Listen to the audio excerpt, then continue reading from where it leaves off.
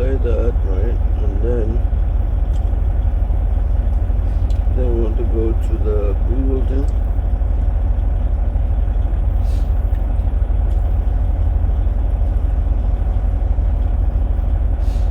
Hitchens.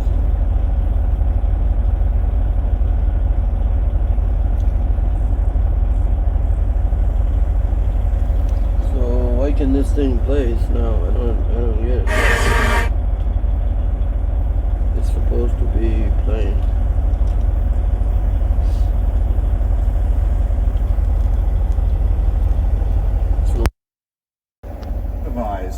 This is installed a celestial dictatorship, a kind of divine north. Yep, it doesn't work.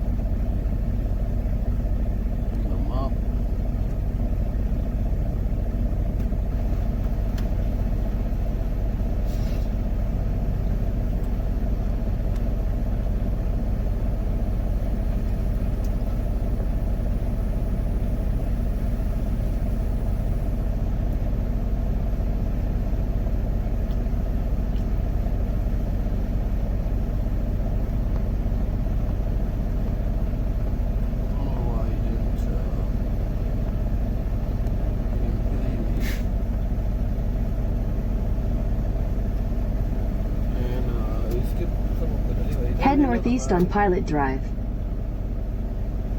Notice you did skip some of the deliveries. Doesn't matter to me. I'm getting.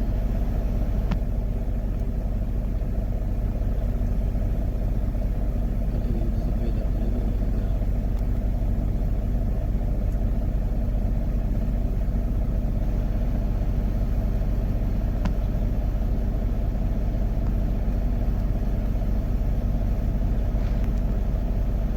My text from the Apologia. The Catholic Church, said Newman, holds it better for the sun and moon to drop from heaven, for the earth to fail, and for all the many millions on it to die in extremest agony, than that one soul, I will not say will be lost, but should commit one venial sin, should tell one willful untruth, or should steal one farthing without excuse. You'll have to say it's beautifully phrased, ladies and gentlemen. But to me, and here's my proposition, what we have here, and picked from no mean source, is a distillation of precisely what is twisted and immoral in the faith mentality. Its essential fanaticism, its consideration of the human being as raw material, and its fantasy of purity.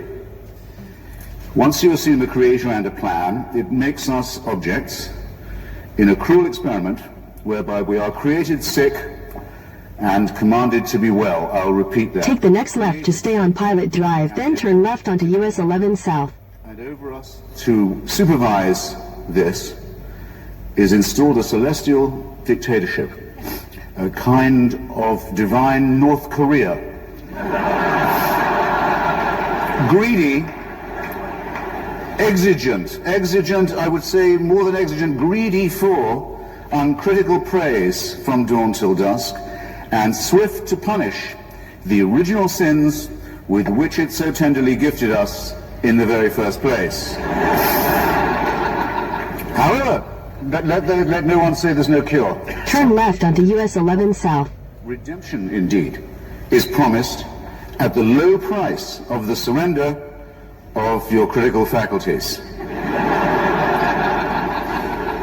Is it good for the world to appeal to our credulity and not to our skepticism? Is it good for the world to worship a deity that takes sides in wars and human affairs?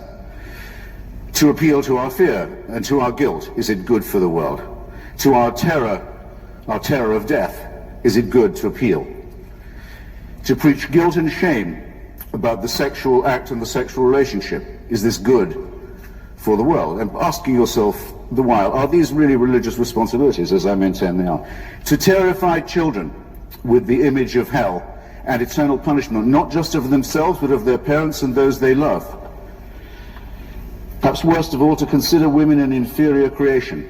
Is that good for the world? And can you name me a religion that has not done that? To insist that we are created and not evolved in the face of all the evidence.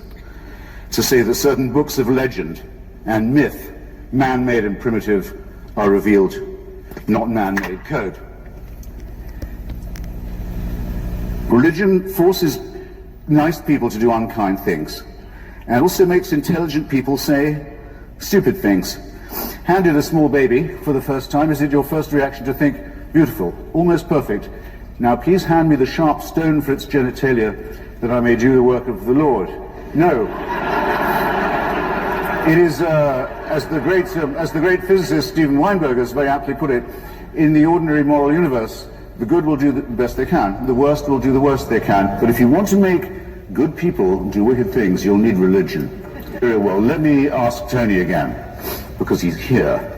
In 800 feet, use the right lane to take the I-76 Pennsylvania Turnpike ramp to Philadelphia, Pittsburgh. It was unusually filled with refulgence and love and peace.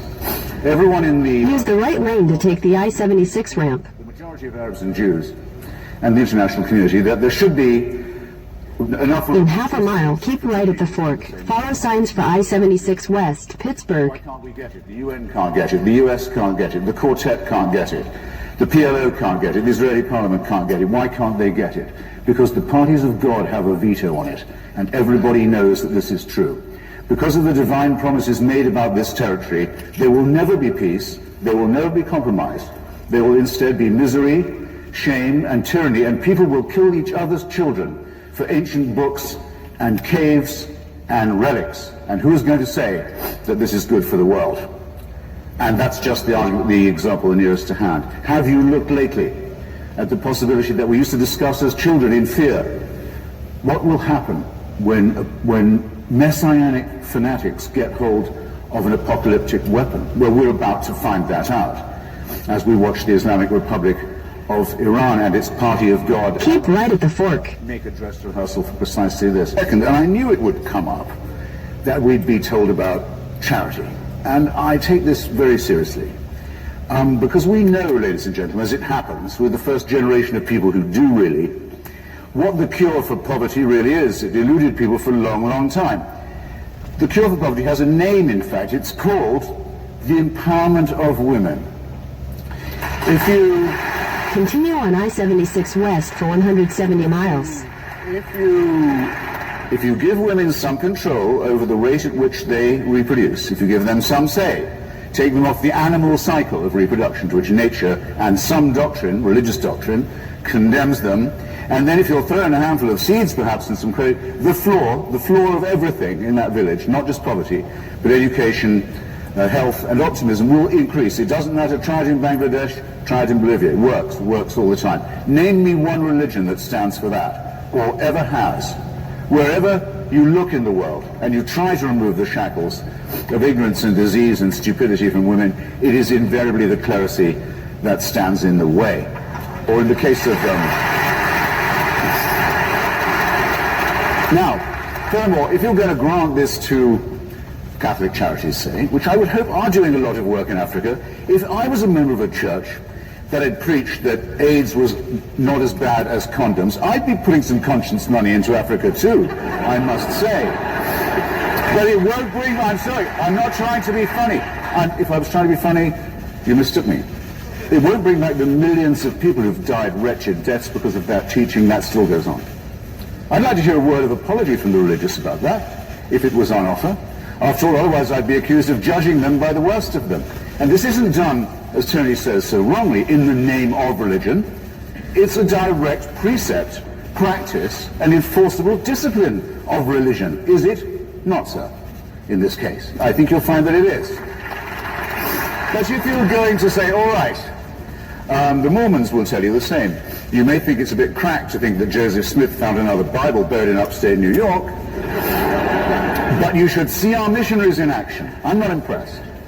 I'd rather have no Mormons than no missionaries, quite honestly, and no Joseph Smith. Do we grant to Hamas and to Hezbollah, both of whom will tell you and incessantly do, look at our charitable work. Without us, Effendi, the poor of Gaza, the poor of Lebanon, where would they be but for our hand? They're right. They do a great deal of charitable work. It's nothing compared to the harm that they do, but it's a great deal of work all the same. The injunction not to do to another what would be repulsive if done to yourself is found in the Analects of Confucius, if you want to date it. But actually it's found in the heart of every person in this room. Everybody knows that much. We don't require divine permission to know right from wrong. We don't need tablets administered to us, 10 at a time in tablet form, on pain of death, to be able to have a moral argument. No,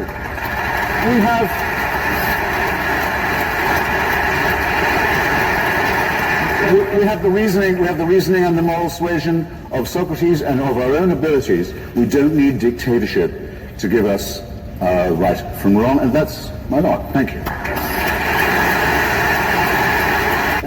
All right. Well, how splendidly you notice we progress, ladies and gentlemen. Now it's okay. Some religious people are sort of all right. I think I seem to be bargaining one of the greatest statesmen of the recent past down a bit. Not necessarily opposed to that. Just to finish on the charity point, I once did a lot of work with a man called Sebastião Salgado. Some of you will know him, great man, great photographer, who's the UNICEF ambassador on polio questions. I went to Calcutta with him, elsewhere. Nearly got rid of polio, nearly made it join smallpox as a disease, a thing of the past, a filthy memory, except for so many religious groups in Bengal and elsewhere, Afghanistan, West Africa, so on, telling their children, don't go and take the drops. It's a conspiracy, it's against God, it's against God's design. By the way, that argument isn't terribly new. When smallpox was a scourge, Timothy Dwight, the great divine who was the head of Yale, said taking Dr. Jenner's injection was an interference with God's design as well. That's sort of, by the way, you need something like UNICEF to get major work done if you want to alleviate poverty and misery and disease. And for me, my money will always go to organizations like Médecins Sans Frontières, like Oxfam and many others, who, strange enough, go out into the world, do good for their fellow creatures for its own sake. They don't take the Bible along, as people do to Haiti all the time. We keep catching them doing it. Their money is being spent flat out on proselytization. It's a function of the old thing that was hand in hand with imperialism. It's the missionary tradition. They can call it charity if they will, but it doesn't stand a second look. So my question is, instead of fearing faith, why not embrace the shared values of the world's major religions as a way of uniting humankind? Great question. Christopher? Yeah. Unity out of faith or disunity? Perfectly good question, but seemed to be phrased as a call for common humanism. I mean, I didn't hear anyone say, wouldn't it be better if everyone at least joined some church or other? Not a bit of it. I mean, common humanism is, I think, not made particularly easier by the practice of religion, and I'll tell you why. There's something about religion that is, very often at any rate, and in its original monotheistic Judaistic form, actually is ab initio an expression of exclusivism. This is our God. This is the God who's made a covenant with our tribe. But how this helps to build your future world of cooperation and understanding is not known to me. It's a religion and in fact any form of faith, because it is a surrender of reason It's the surrender of reason in favor of faith is a fantastic force multiplier, a tremendous intensifier, I was trying to say, of all things that are in fact divisive rather than inclusive. And that's why its history is so stained with blood, not just of crimes against humanity, crimes against womanhood, crimes against reason and science, attacks upon medicine and enlightenment, all these appalling things that Tony kept defending himself from that I didn't even have time to bring up. But if you just look at the way the Christians love each other in the wars of religion in Lebanon, or in former Yugoslavia, you will see that there is no conceivable way that by calling on the supernatural you will achieve anything like your objective of a common humanism, which is, I think you're quite right to say, our only chance of, I won't call it salvation. Thank you. It's very touching for Tony to say that he recently went to a meeting that bridged a religious divide in Northern Ireland. Well, where does the religious divide come from?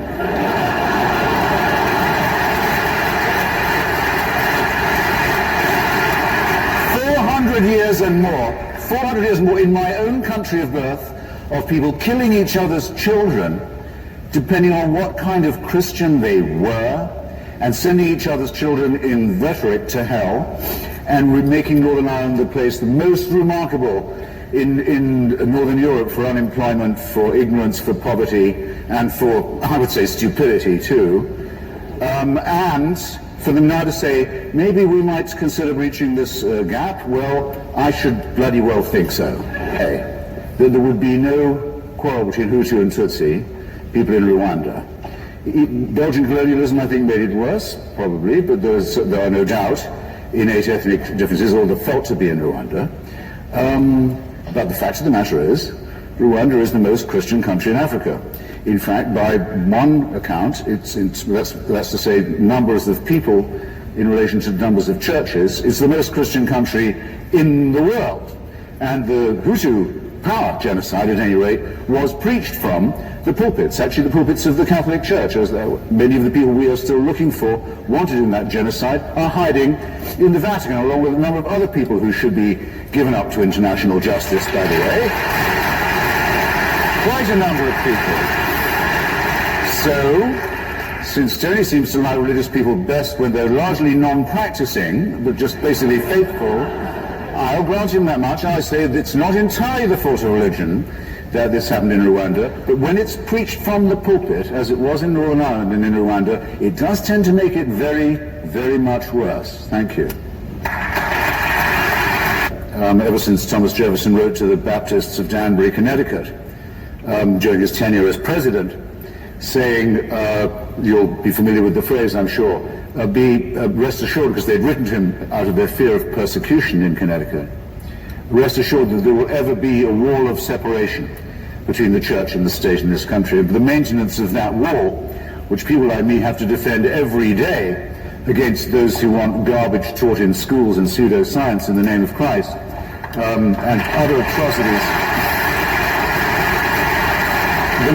The maintenance of that wall is the guarantee of the democracy. By the way, for a bonus, can anyone tell me who the Baptists of Danbury, Connecticut thought was persecuting them? The Congregationalists of Danbury, Connecticut. Well done. Also, that argues, by the way, for the existence of a very small but real fan base of mine somewhere in this world. There's a speed trap ahead. Striking most to the eye of those who observe the debate on what Tony Blair and I agree to call the liberation of Iraq is the unanimous opposition of the leadership of every single Christian church to it, including the President's own and now the Prime Minister's own. The Methodist Church in the United States adamantly opposed, the Vatican adamantly opposed, as it had been to the liberation of Kuwait in 1991. Not the first time in the world that a sort of sickly Christian passivity has been preached in the face of fascist dictatorship. And of course, I was very surprised by the number of liberal Jews who took the same about a regime that harbored genocidal thoughts towards them. And if it comes to that, then I'm not the arbiter of what's rational in the mind of the religious thinker. Given the number of Muslims put to the sword by Saddam Hussein's regime, quite extraordinary to see the extent to which Muslim fundamentalists flock to his defense. But I don't expect integrity or consistency from those quarters. But those of us who worked with people, with Iraqi intellectuals like Kanan Makir, with the Kurdish leadership, the secular left opposition of the Patriotic Union of Kurdistan, the Iraqi Communist Party, you have to give it credit for this, many feminists and other secular who've worked for years to bring down Saddam Hussein, are very proud of our solidarity with those comrades, those brothers and sisters. We're still in touch with them. We have nothing to apologize for. It's those who would have kept a cannibal and a Caligula and a professional sadist in power who have the explaining to do. Thank you. And need I add that there is no good Muslim who does not say that Allah tells us we can never give up an inch of Muslim land, and that once our mosques are built, there can be no retreat. It would be a betrayal. It would lead you straight to hell. In other words, yes, they gibber and jabber, all of them, the three religions. Yeah, you're quite right. God awards land. It's just you've got the wrong title. No. This is what I mean when I say the religion is a real danger to the survival of civilization, and that it makes this banal regional national dispute, which if reduced to its real proportions is a nothingness, if it makes that not just lethally insoluble, but is drawing in other contending parties who really openly wish, for an apocalyptic conclusion to it, as also bodied forth in the same scriptural texts. In other words, that it will be the death of us all, the end of humanity, the end of the world, the end of the whole suffering vale of tears, which is what they secretly want. This is a failure of the parties of God, and it's not something that happens because people misinterpret the texts. It's because they believe in them. That's the problem. Thank you. What actually we know already, whether we're religious or not, which is that we are somewhat imperfectly evolved primates on a very small planet in a very unimportant suburb of a solar system that is itself a negligible part of a very rapidly expanding and blowing apart cosmic phenomena. These conclusions to me are a great deal more awe-inspiring than what's contained in any burning bush or horse that flies overnight to Jerusalem or any other of that. It's a great deal more awe-inspiring, as is any look through the Hubble telescope at what our real nature and future really is. Perhaps this most of all, are you willing to admit that human beings can be the interpreter of this divine figure? Because a religion means that you will have to follow someone who is your religious leader. You can't, try as you may, follow Jesus of Nazareth. It can't be done. You can try and do it, it can't be done. You'll have to follow his vicar on earth, Pope Benedict XXVI, as presently, his own claim, not mine. The apostolic succession, the vicar of Christ on earth. You have to say, this person has divine authority. I maintain that that and what goes with it is too much of a sacrifice of the mental and intellectual freedom that is essential to us to be tolerated. And you gain everything by repudiating that and standing up to your own full height. And you gain much more than you will by pretending that you're a member of a flock or in any other way, any kind of sheep. Thank you.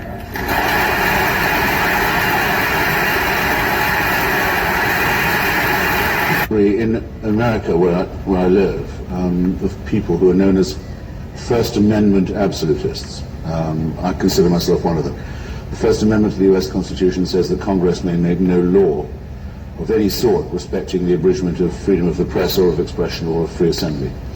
And those of us who say that that amendment means exactly what it says and nothing else, that it's written so to speak, no wiggle room exists, are known as the First Amendment absolutists. It only answers half the question that faces us, of course, because it usually isn't Congress or the state that tries to abridge free expression or free speech.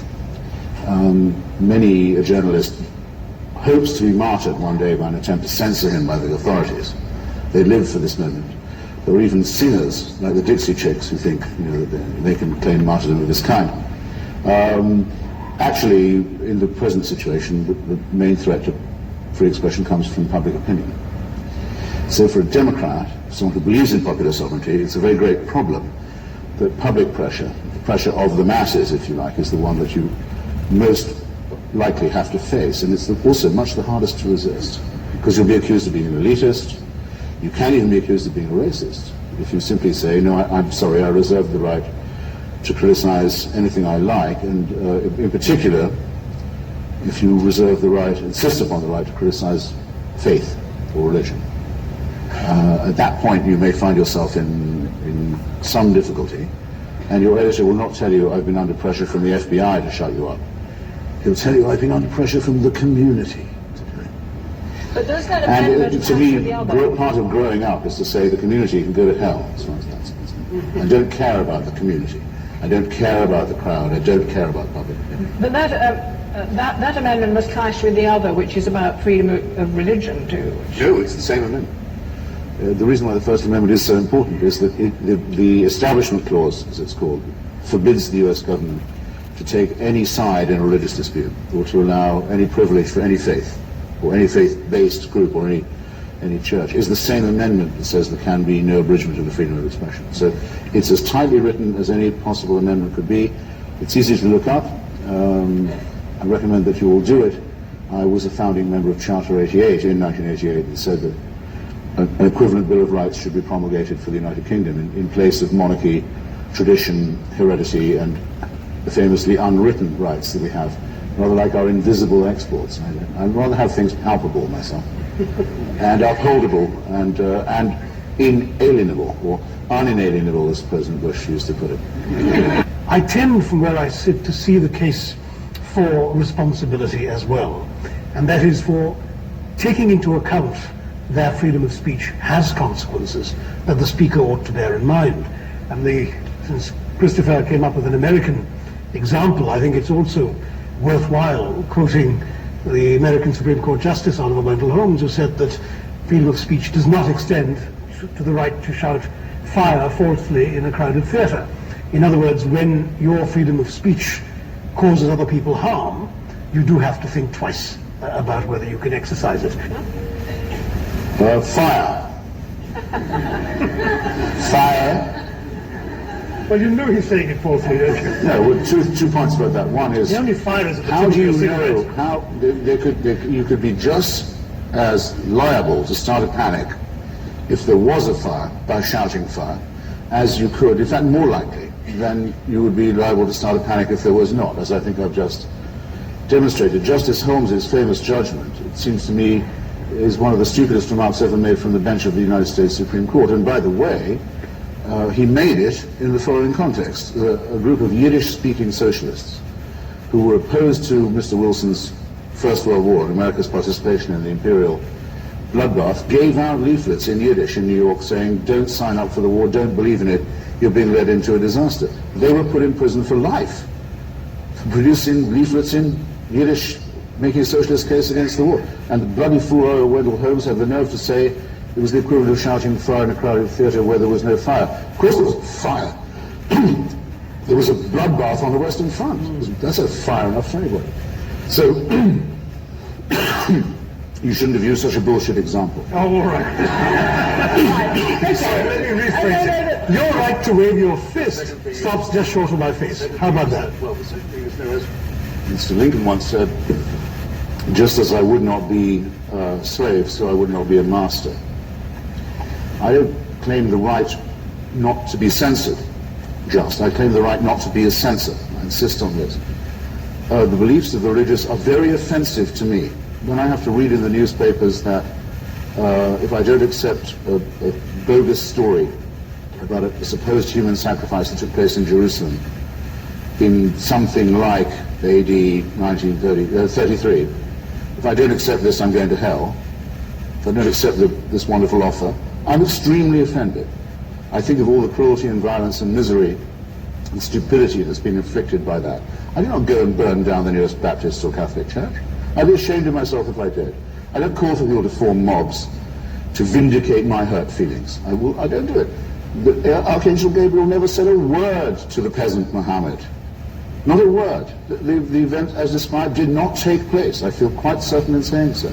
Any more than the Archangel Gabriel announced himself to the non-Virgin Mary. I find it repellent to have to hear of people and the way they're treated who live under systems where that stuff is believed. It couldn't be more offensive to me. Who's ever going to say, well, if your feelings are hurt, Christopher, you're perfectly entitled to go burn down a newspaper or a house of worship. Right. How contemptible can you possibly get? I want to take up this very... Picture, if you will. Suppose you are a sensitive person wishing to live in a multicultural universe. And you think, well, I'll go out of my way if I have to. I'll bend over backwards not to do anything that will needlessly inflame a Muslim person. Suppose that was your wish, your desire. How could you possibly have known, if you'd made that resolution, that some caricatures, actually, published in an afternoon paper in Copenhagen, would lead to an international pogrom against a small Northern European democracy, with its diplomatic immunity violated, its embassies burned, the embassies of a democracy burned, I mean to say, by mobs in the capital cities of dictatorships like Libya and Syria, where demonstrations are not normally allowed, but suddenly the police don't show up, where people who look Scandinavian are attacked, where anyone who is Scandinavian is condemned and subjected to a boycott, a racist boycott, in fact, from Pakistan to Indonesia, where violence and intimidation are used against the press, where embassies of supposedly Muslim countries call upon the Prime Minister of Denmark to tell him what he's not legally allowed to do, that he must censor his own press, which is not in his ability to do.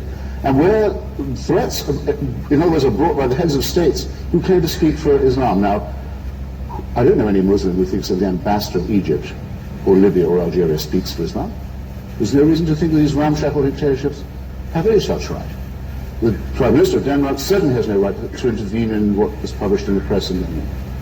It's one of the most extraordinary cases of intimidation, and this against a country that devotes a sizable part of its budget to helping the Palestinian Authority, to sending peacekeepers and humanitarian workers to the Arab world, that had done its best to accommodate Muslim immigrants, that doesn't have an imperial past, that didn't invade Vietnam or bomb Hiroshima or any of the usual crap that you hear.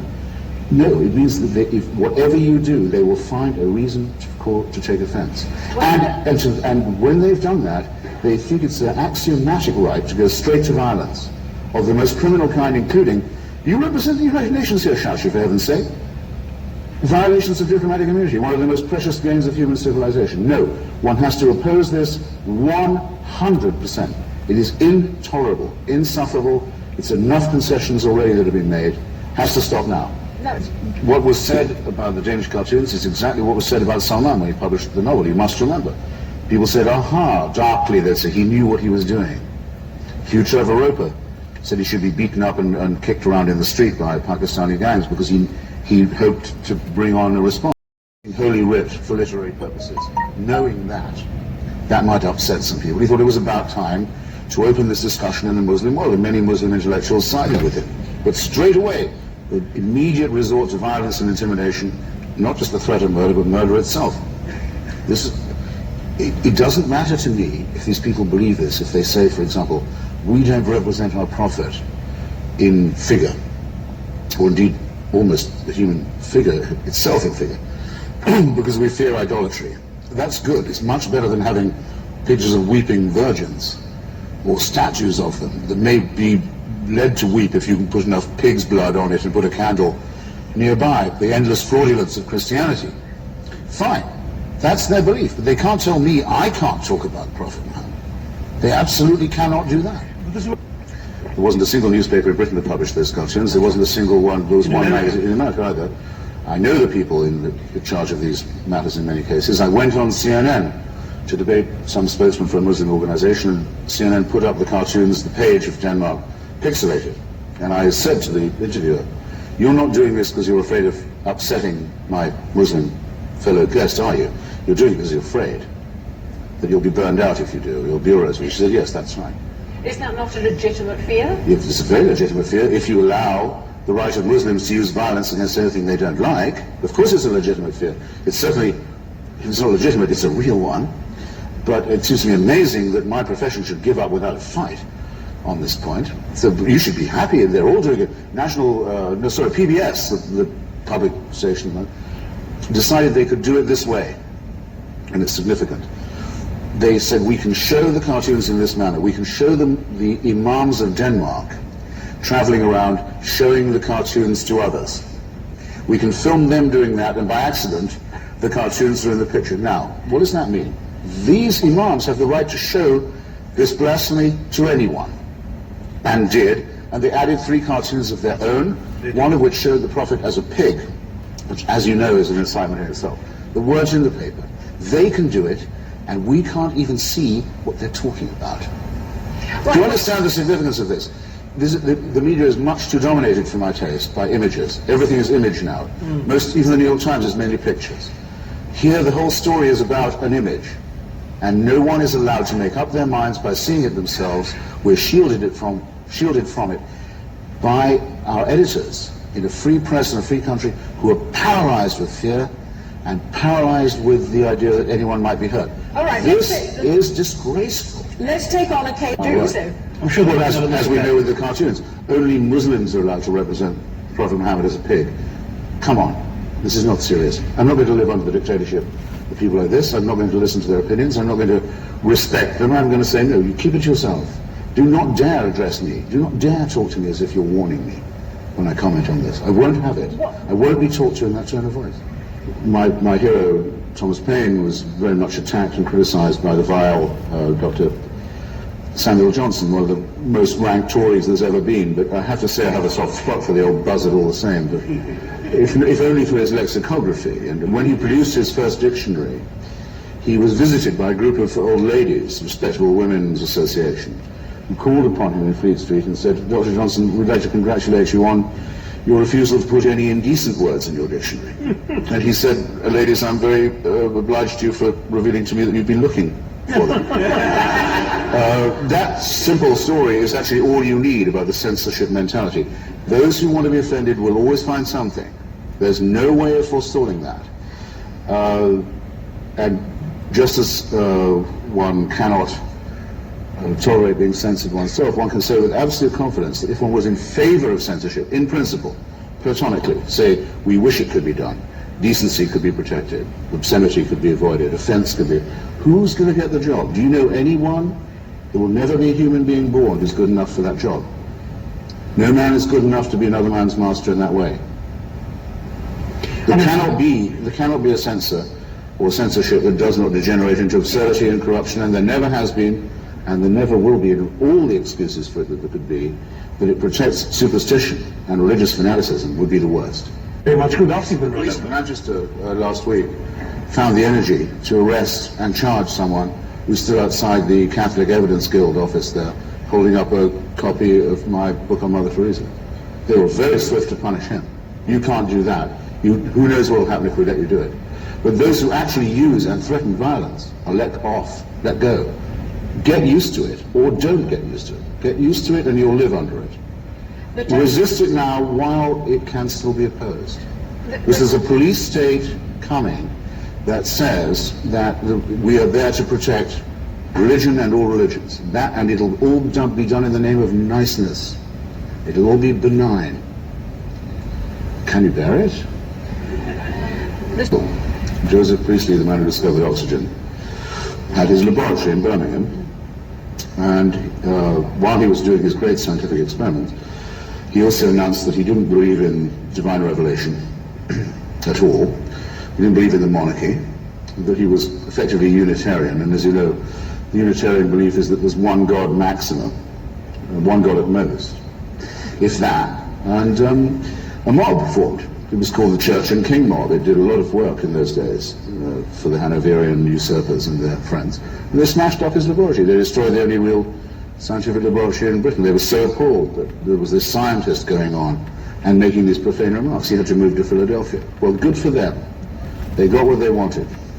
And Philadelphia got it. Philadelphia got Joseph Priestley. Yeah. Good for them. Christopher They had every right to have their feelings hurt by something they didn't understand, hadn't read, didn't care about, and knew that they wouldn't be punished by the authorities for acts of vandalism and cruelty and intimidation. We want this back now. I thought we got over this. Now I have to face it all again. Arguments I've forgotten having to have, I'm having to have again with religious fascists. I'm ready to do it till I draw my last breath, but I'm appalled at anyone making excuses for them. These people have no concept of truth, no concept of honesty at all. The idea of tolerance and purity to them. Ask them, you want to do this in Birmingham or in London or Manchester, wherever it might be, Walsall. When can we hope for a synagogue to be opened in Saudi Arabia? When can we hope for a Christian church to be opened in Saudi Arabia? Or even a Shia one, as a matter of fact, which they consider to be a vicious heresy. When are you going to condemn the blowing up of mosques in Iraq? I'm an atheist. I wouldn't put a bomb in the Samarra Dome. I have a natural human resistance to profanity. It comes from Antigone. It comes from Sophocles. It doesn't come from monotheism. They applaud these acts of atrocity and blasphemy. They have no concept of a reciprocal relationship on this. They say, you concede to us, and we will concede nothing to you, and you should be proud to have us in your midst. Insufferable. Insufferable. What about the most important minority in the history of the world? Those who have never believed in God, those who believe that an ethical life is possible without religion, those who have studied this stuff and know that Judaism is derived from ancient race myths, and that Christianity is a plagiarism of that, and Islam an even worse plagiarism of the two above, who don't want it. There are lots of us. Actually, the largest branch of the humanist movement in the world is probably in India, which has a wonderful secular tradition. We have to be insulted and outraged every day by what we see and what we read. By slaughter and murder. Slaughter and murder and barbarism and insult and superstitious nonsense. We do not reply in kind. We don't say, we'll go and kill you if you go on insulting us like this. Do we get no credit for saying this? When has anyone ever said, what's it like to be insulted, as someone who thinks that civilization's a real thing? Why is it always interfaith? Why is it always interdenominational? Why can't we say that all of these cults are equal and equivalent glimpses of the untrue? How offended do I have to be to get these rights? To make a fuss? You should probably cloak it in faith. There's a privilege for that. If someone said, I don't like what you just said, I'm going to kill you, I think the police might be on your side. If they said, I don't like what you said, I'm going to kill you because it was my faith, you can't count on the cops or the government anymore to do their job. And to the lady in the front, I do not say my belief system is no threat to anyone else's. I would hate to say that. I think my belief system is definitely a threat to those who believe in God and wish to impose theocracy. And if it wasn't, I would be ashamed to have it. But we can, if you want to make it gentle, we can. We have a great tradition in this country. It goes back, well, a long way. But the classic statements of which are in John Milton's Areopagitica, and in John Stuart Mill's essay on liberty, where it is said that however discredited an opinion may be, to ban it would still be a huge mistake, because otherwise there would be no way of finding out if you yourself had made a correct point. If you had no opponent, if you'd silenced them, there would be nothing to argue with. There would be no measure of your own articulacy or your own willingness to argue. Thus, it must always be the case that any opinion, no matter how unpopular, must be at the front and center of the argument. Rosa Luxemburg put it even better. She said freedom of speech is meaningless unless it's for the person who thinks differently. Do you believe in the laws of libel, slander? No. I left England partly because of the laws of libel. It makes journalism almost impossible because, again, it's a matter of hurt feelings. A person bringing a lawsuit in Britain, many of them tried it on me when I was here, some of them have tried it since I've left, has only to prove that their reputation has been damaged or their feelings hurt. They don't have to prove that what I say is not true. There you have it again. That's a secular form of the blasphemy law. So it's a matter really of etiquette. I don't go around in Washington, where I live, standing outside a synagogue and saying, you filthy Jew. I have the right to do it, but I don't. let alone outside of mosque or outside of a Catholic church. I wouldn't dream of doing such a thing. The question is, how much does this etiquette depend upon us? For example, there's a famous six-letter word, actually, that used to be used about African Americans in the United States that nobody uses anymore. There's no law that says you can't. No serious person would use it, and no serious person would listen to it being said and not protest. That was done without legislation. There's no one, it's not illegal to do it. It's a cultural achievement, civilizational achievement. What I'm being asked to do, though, sir, you understand the distinction I'm going to make.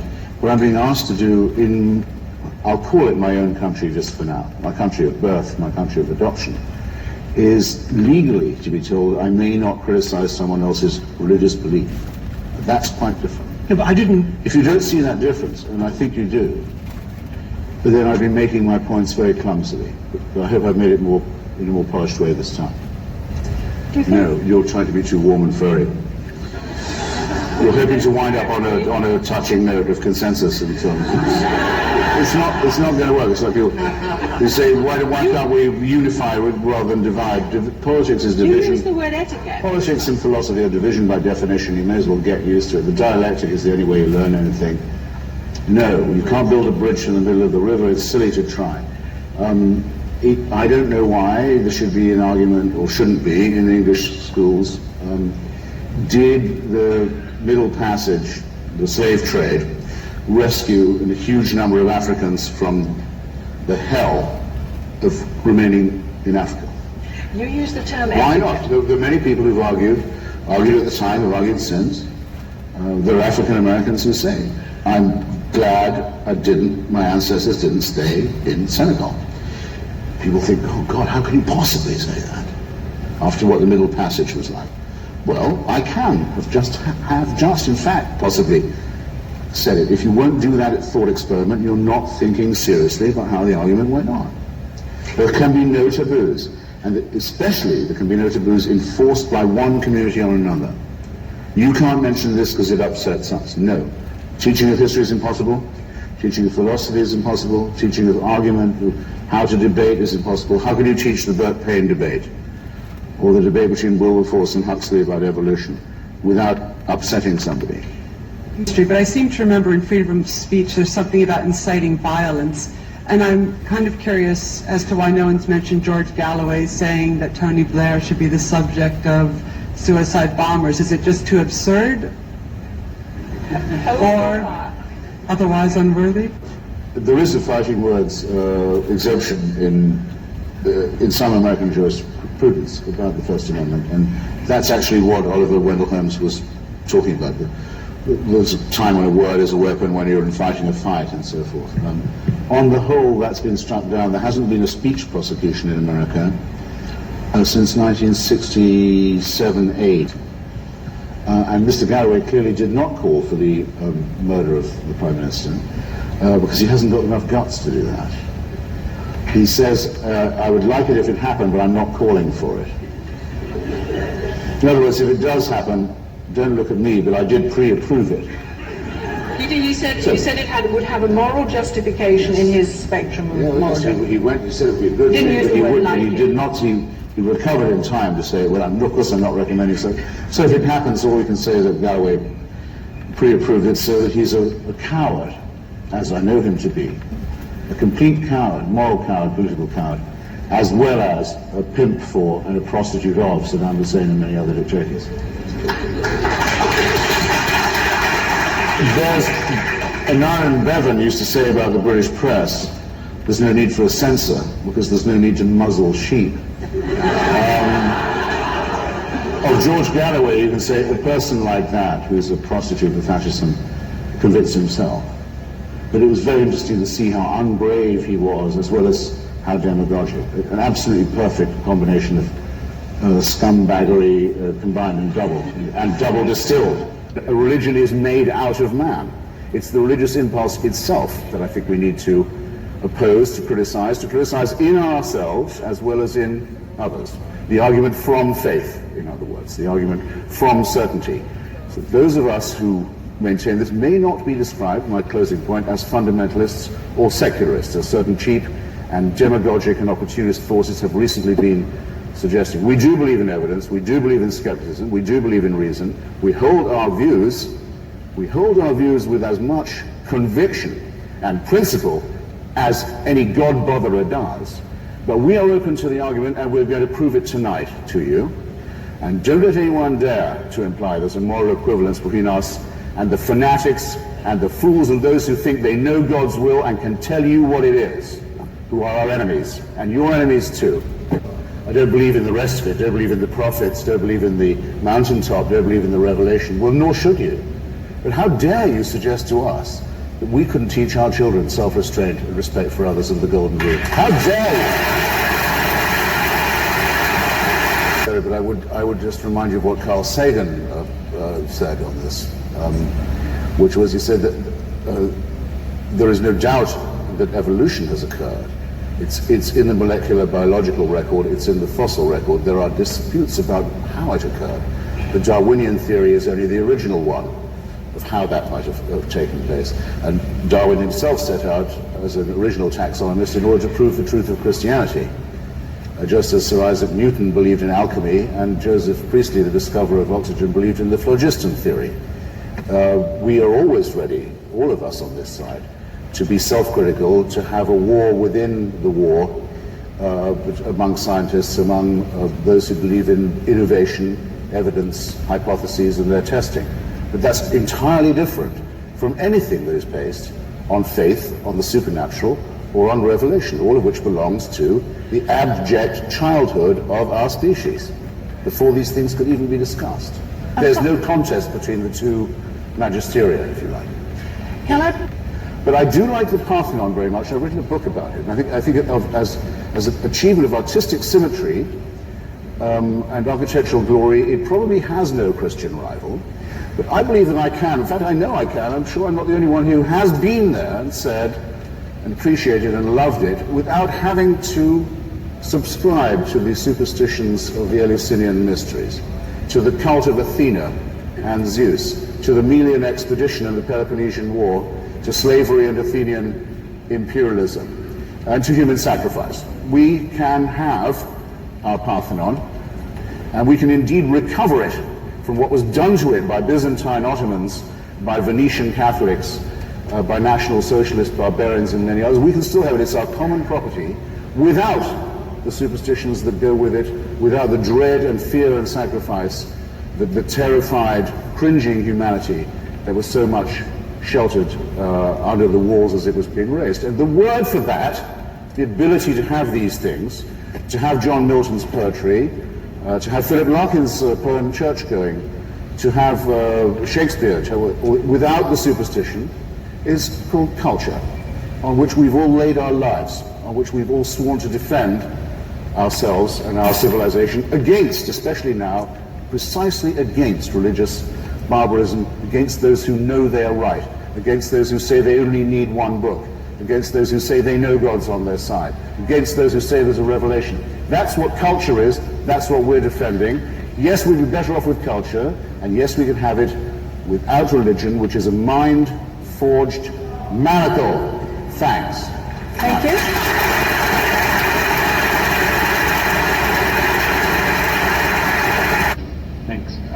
Christopher, what's wrong with that? If a belief in the afterlife helps one, as Brad said, deal with the inevitability of death, maybe this is a good thing. That would mean that anything that made you feel good or better was fine, which I think is a contemptible position, I'm sorry to say. And it would be as good as drugs, for example. And I don't believe, and in fact Marx never said that religion is just an opiate. But religion and the afterlife fantasy have these things in common. First, they're man-made. That's very important. They represent claims by humans to be able to interpret the divine and to give themselves power by doing so. We all admit we don't know. That's because we can't know. So the people who have to leave the island right away are those who say they do, who for centuries have tyrannized and still do millions of human beings by claiming to hold the keys of heaven and hell. Leading to my second point, religion is totalitarian in its practice and its theory. It claims to know things it can't know, and it claims to have powers it cannot have. It says if you make the right propitiations and the right donations, you may get paradise, and if you don't, you may get an eternity of pain. That includes, by the way, the souls of unbaptized children of the millions who Sam mentioned. Then there's, I'm afraid to say, but you also, as you'd expect from the man-made, the argument of fraud. St. Peter's in Rome was built on the sale of indulgences. That's to say, in return for cash, the promise of a remission of sin and of time in hell or purgatory.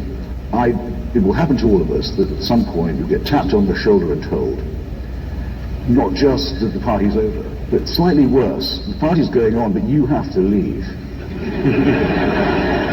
and it's going on without you. That's the reflection, I think, that most upsets people about their demise.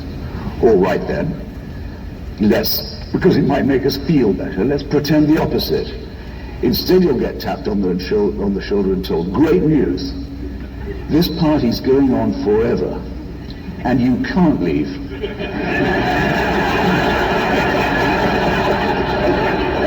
You've got to stay. The boss says so, and he also insists that you have a good time. I've read about David's father. I had a bad time when my own father passed on, but the father proposed by monotheism is the father who doesn't die, who reassures his children, don't worry, I'll never leave you. You'll never see the end of me. You'll never get the chance to feel sorry. I'm always there. I'm the absolute ultimate in dictatorship, and in my courts there's no appeal. Do you really think that this would cheer up anyone of sentience or humanity or capable of feeling of irony? I submit it's out of the question. One of the reasons why I like doing this, some people say sometimes, don't I ever get tired of debating with the religious? No, absolutely I don't, because you never know what they're going to say next. Sam and I don't mind being called predictable. It's very easy. We know what we think. We say straight out where we think we know, and where we think it's not possible to know, why we don't think there's a supernatural, and so on. But this evening already we've had your suggestion that God is only really a guru, a friend when you're in need. I mean, he wouldn't do anything like bugger around with Job to prove a point.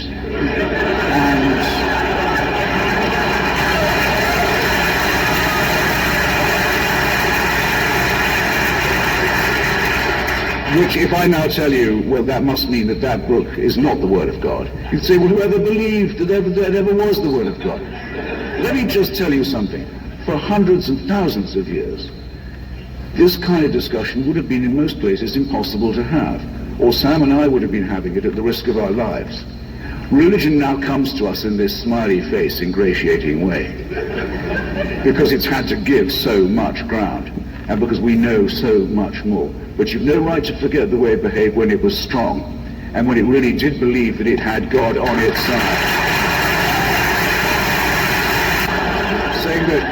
Saying that it's those of us who doubt the supernatural who have the failure of imagination. And good move. But there's no one who can't play this game. There could be an afterlife and no God. Why not? There could be many gods and no afterlife. There could be a God with a sense of humor where good people went to hell and evil people and evil people carried on as in his initial creation, ruling the roost.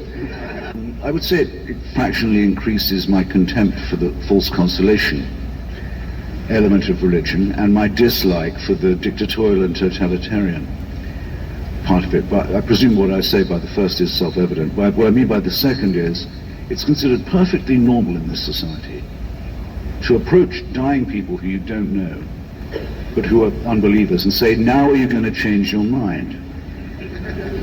It's what, in fact, it's considered almost a polite question.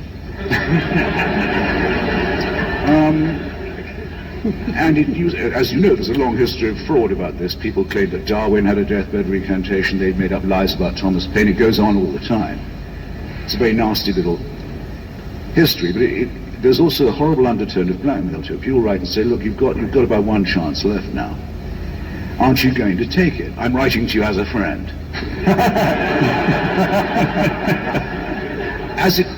They've even tried it on me when I've been very ill and I haven't had quite the vinegar I'd like to have had in a hospital bed. I don't mind, I can take it. But I think there are a lot of people older than myself, iller than myself, perhaps at the risk of seeming conceited, less educated than myself, to whom that's a horrible experience. It's very depressing and alarming to be spoken to in that way. I mean, if Sam and I were to form a corps of people to go around religious hospitals, which is what happens in reverse, and say to people who are lying in pain, say, did you say you were Catholic? Yes. Well, look, you may only have a few days left, but you don't have to live them as a serf, you know.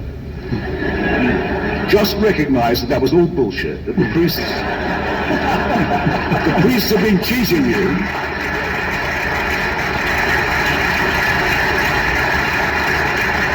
And I guarantee you'll feel better. I don't think that would be very ethical. Okay, but I think it would be something of a breach of taste. But if it's in the name of if it's in the name of God, it has a social license. Well, fuck that is what I say.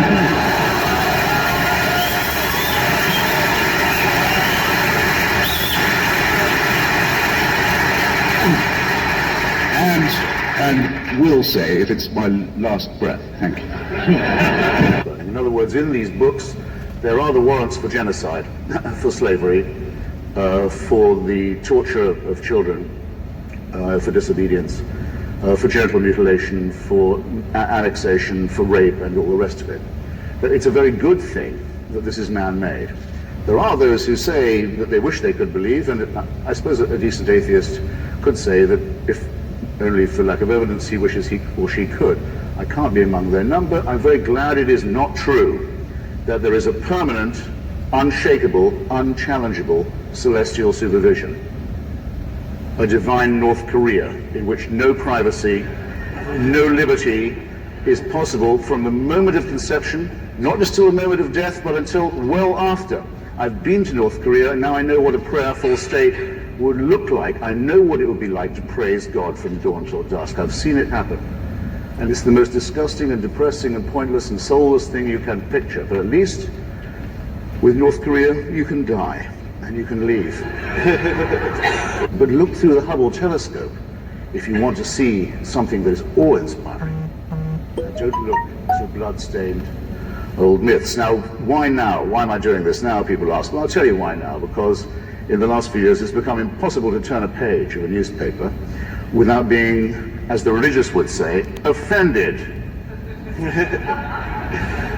In other words, I don't think I sound self-pitying if I say that I'm offended that a cartoonist in a tiny democratic country in Scandinavia, Denmark, can't do his job without a death threat, and that no American magazine or newspaper would reprint those cartoons, either to elucidate the question or in solidarity. I'm offended that civil society in Iraq is being destroyed, leveled by the parties of God. I'm offended that people in this country believe that they have the right to advocate the teaching of garbage to children under the fatuous name of intelligent design. I believe that we're... I thought you'd never clap. Just as I believe that where religion ends, philosophy begins, where alchemy ends, chemistry begins, where astrology ends, astronomy begins, and now the people will say, well, let's give equal time to astrology in the schools. It's nonsense, dangerous and sinister nonsense. The Pope says AIDS may be bad, but condoms are much worse. What kind of moral teaching is this? And how many people are going to die for such dogma? You see what I mean? All right, so I'll be very brief. There's an end to this, an end particularly to the cultural cringe that says that if someone can claim to be a religious spokesman, they are entitled to respect. I have to say it in your presence, sir. I think that the title Reverend is something people should be more concerned to live down than to live up to. Thank you. Of the number that were ever in existence, more than 98.9% have become extinct. A certain solipsism, I think, is required to believe that we, as a resulting species, are somehow the center of the created cosmos. This is not modesty, as the Christians call it. It's not humility. It's an unbelievably arrogant claim to make. But at least it makes up for the other claim we're supposed to put up with, which is, well, yes, but we're also miserable sinners conceived in filth and doomed to abject ourselves. Both of these positions are too extreme, too strenuous, too fanatical, and both of them reinforce each other in unpleasant ways, and both should be outgrown by us. We seem to be of one mind on this too. Neither of us can prove or disprove the existence of God. The difference is between us. I don't say that I'm an ordained minister. I don't think I could push it that far. You say these texts are misused. I say that they are not. The Old Testament says, or does not say, that Abraham was doing a noble thing by offering to sacrifice a son to prove himself loyal to God or to the voices he was hearing in his head. It says there was a noble thing for him to do. He was rewarded for it by a great posterity and a great long life. Offering to murder his son because of hearing voices in his head. This is not moral teaching to me. Is it not the case that the Old Testament says that the Amalekites must all be destroyed down to the last child, every one among them, leave not one? Yes, it does say that. The Bishop of Llandaff, in an argument with Thomas Paine, once said, well, when it says keep the women, as Paine had pointed out, he said, I'm sure God didn't mean just to keep them for immoral purposes. But what does the Bishop of Llandaff know about that? It says kill all the men, kill all the children, and keep the virgins. I think I know what they had in mind. I don't think it's moral teaching. To this day, there are nutbag settlers, some Israeli citizens, some of them Americans, some of them Israeli Americans, trying to settle the West Bank in the name of this prophecy and throw other people off, bring on the Messiah, and they hope Armageddon and the end of the world. Well, I think the United States Supreme Court should hear argument that not one American dime can be used constitutionally for that project. Okay, it's high time. Cut it off. These people mean us real harm, and I'm not going to dilate about what their Muslim brothers say about us. When the Quran does not say that you may be killed for changing your religion, but the Hadith, the so-called sayings of the Prophet, which are taken just as seriously, do say that. So when someone says, I'm a Muslim, and I'm telling you, Mr. Rushdie, if you apostatize from this faith, you're dead, he's not misquoting the texts. Sir, he's not.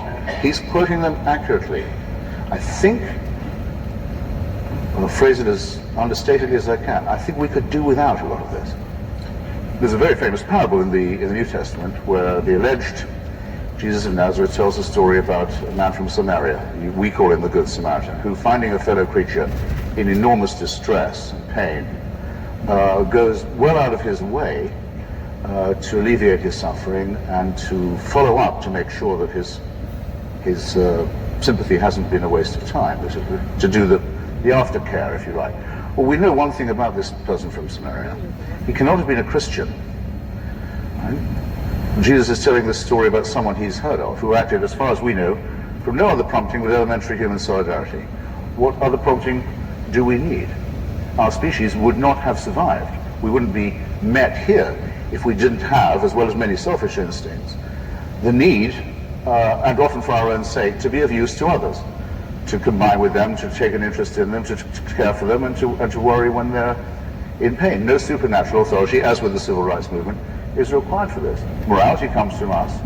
Religion claims to have invented it on our behalf. Then, another example from the Older Testament. Is it really to be believed that until they got to the foot of Mount Sinai, the followers of Moses believed that up till then, adultery, murder, theft, and perjury were okay? They're suddenly told, oh, hey, we got some new ideas for you. I don't think so. The golden rule is something you don't have to teach a child. There's no need to say, and if you don't follow this rule, you'll burn in hell forever. That's immoral teaching. When you see something otherwise surprising to you, such as a good person acting in a wicked manner, it's very often because they believe they're under divine orders to do so. Stephen Weinberg puts it very well. He says, left to themselves, evil people will do evil things and good people will try and do good things. If you want a good person to do a wicked thing, that takes religion. For example, I simply do not believe that my Palestinian friends have known for years think that to blow yourself up outside an orphanage is a moral act, or inside one is a moral act, or in an old people's home in Netanya is a moral action. That anything in their nature makes them think this. But their mullahs tell them that it is, and that the person doing this is a hero. I do not think that any person looking at a newborn baby would think, how wonderful, what a gift, but now just let's start sawing away at its genitalia with a sharp stone. Who would give them that idea if not the godly? And what kind of argument from design is this? Babies are not born beautiful, they're born ugly. They need to be sawn a bit because the handiwork of God is such garbage. Well, honestly, this is what I mean when I say that those who think there's any connection between ethics and religion have all their work still ahead of them, and after thousands of years still have it all ahead of them more and more. So when you say you've had this confirming emotion in your own life, of course I would not be so presumptuous as to challenge you. Indeed, I believe people when they say that they have experienced miracles. I believe that they think that they have. I think I'm obliged to credit them if it comes to that. As long as they keep it to, if you like, if I can put it like this, modestly as I dare, to themselves.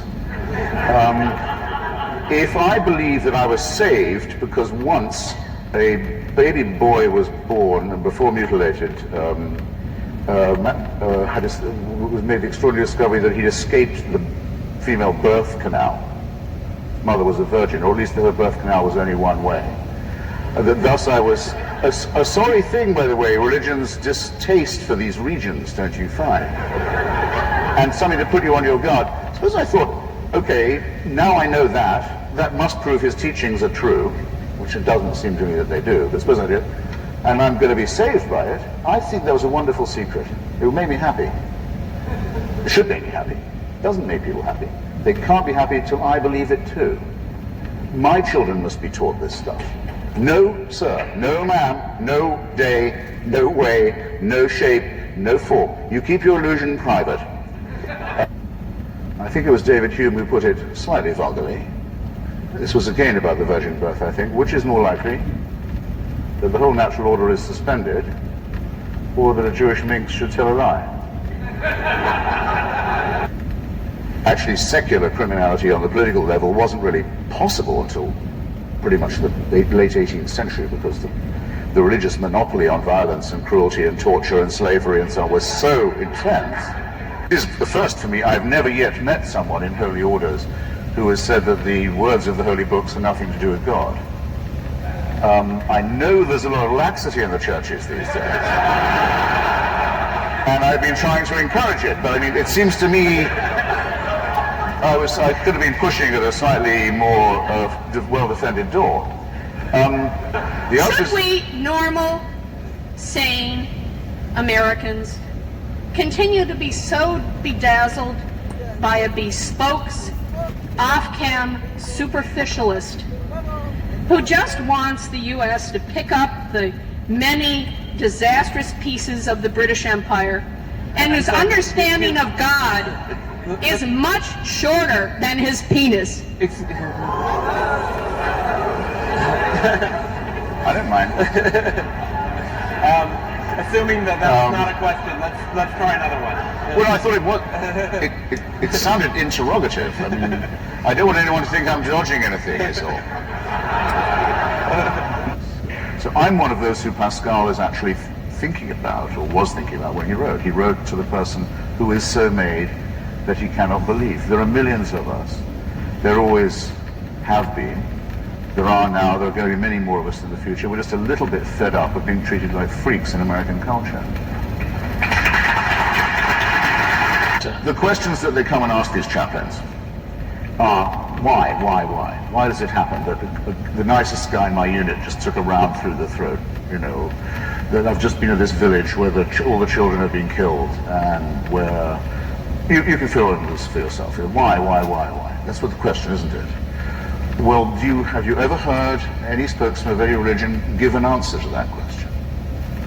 They've had thousands of years to think about it. No, they haven't come up with that question at all. Unless to say, as they used to when it was a plague or a war or a tsunami, well, it's probably a sign of sin. You've been punished. The Archbishop of Canterbury in England 2 years ago says he really worries how God could be so mean as to unleash a tidal wave towards Christmas time in Asia. You can't believe you're listening to this stuff.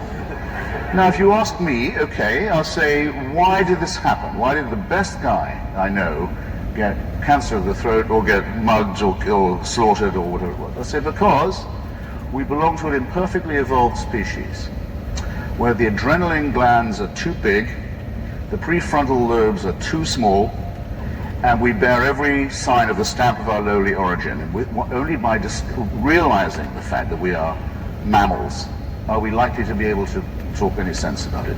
And if you say, well, why did that city fall down or be overcome by waves or that volcano kill all those children? I say, well, hate to break it to you, but we live on a cooling planet whose crust hasn't quite settled yet, and these are to be expected. And there is no other explanation for them, and don't believe anyone who says there is. Well, this is not perhaps perfect ethical instruction, but it does conform to the Hippocratic injunction, prima non nocere. At least I'm not lying to these people. At least what I say can do them no harm, and at least it cannot increase the illusions they already have. And usually when you go to that village and ask why have the children been killed, it's because someone who believed in God thought that they had it coming. My question is to Christopher is how you can justify wanting to take something away from people from 95 that gives meaning to 95% of the American people and replace it with something that gives meaning to just 5% of the American people. Well, what an incredibly stupid question.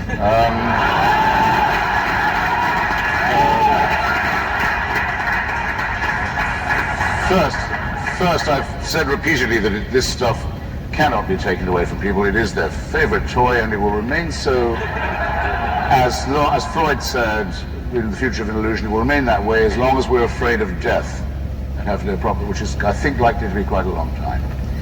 Second, I hope I've made it clear that I'm perfectly happy for people to have these toys and to play with them at home and hug them to themselves and so on and share them with other people who come around and play with the toys. So that's absolutely fine. They are not to make me play with these toys. Okay? I will not play with the toys. Don't bring the toys to my house. Don't say my children must play with these toys. Don't say my toys might be a condom. Here we go again. I'm not allowed by their toys. I'm not going to have any of that. Enough with clerical and religious bullying and intimidation. Is that finally clear? Have I got that across? Thank you. I do notice that Christians or other believers tend to say, if a baby falls 25 floors and lands with a bounce on the lawn and is unharmed, they attribute it to divine intervention, and if it falls 2 feet off a table and cracks its skull and dies, they just say that's bad luck. If you're going to be a serious grown-up person and appear to defend the Catholic Church in public in front of an educated and literate audience, you simply have to start by making a great number of heartfelt apologies and requests for contrition and forgiveness. Now, you might ask, you're fully entitled to ask, brothers and sisters, who am I to say that? Well, in the Jubilee Millennium Year of 2000, the Vatican spokesman, Bishop Piero Marini, said, explaining a whole sermon of apology given by His Holiness the Pope, that was supposed to cover the entire history of the Church in its Jubilee year, that I'll quote Bishop Marini directly, said, given the number of sins we've committed in the course of 20 centuries, reference to them must necessarily be rather summary. Well, I think Bishop Marini had that just about right. I'll have to be summary too, but I think he said just about the least of it.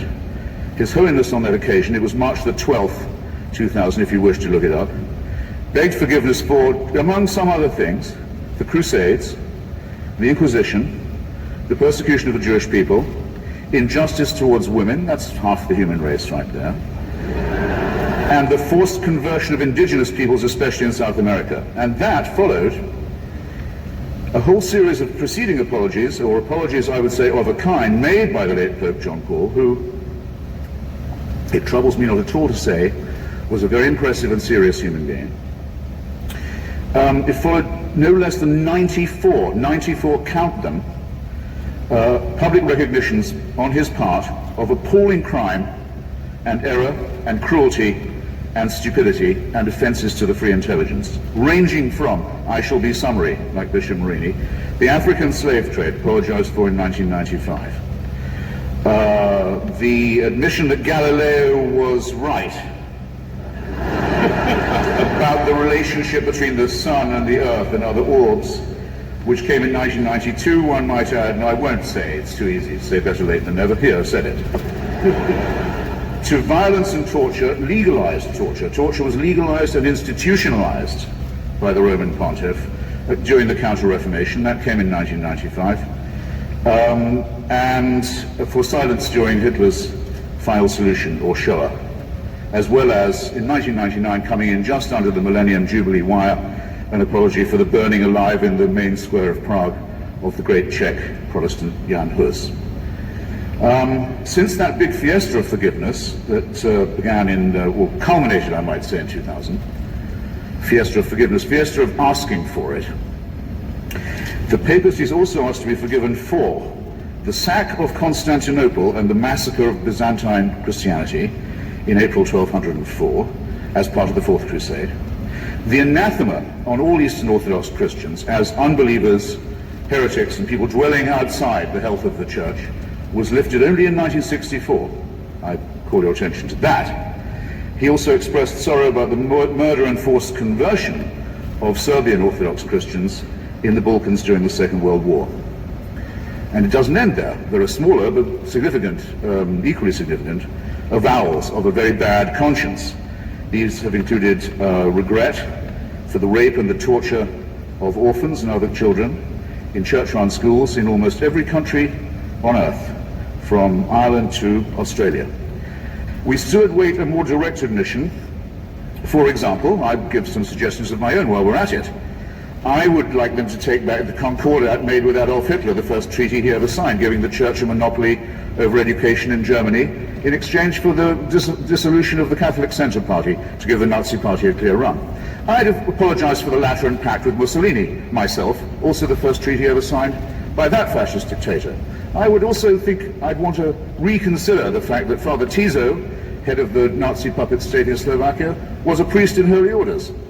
That the Croatian fascist puppet state, the Ustaša state of Ante Pavelic, was also operating under full clerical protection and disguise, as was the regime of General Franco and the dictator Antonio Salazar. And I'd also want, I really think I would beg forgiveness for this, I don't think the German Church should have asked Hitler's birthday to be celebrated from the pulpit every year until he died. These are very serious matters, and they're not to be laughed off by references to the occasional work of Catholic charities. But I draw your attention not just to the apologies, ladies and gentlemen, but to the evasive and euphemistic form that they take. Joseph Ratzinger, the current Pope, considered by some, by Catholics, to be the Vicar of Christ on earth, says of the Indians who were massacred in the course of conversion in Brazil, after the apology had been made to them, he said, nonetheless, it must be remembered that before we came to convert them, they were silently awaiting the arrival of the Church. I don't think that's a very genuine kind of apology to you. When I say child abuse was institutional, how dare I say so? How can I prove it? How can I prove such a thing? Well, I'll ask His Grace, and I'll ask Anne Widdecombe. Where is Cardinal Bernard Law now? Where is he?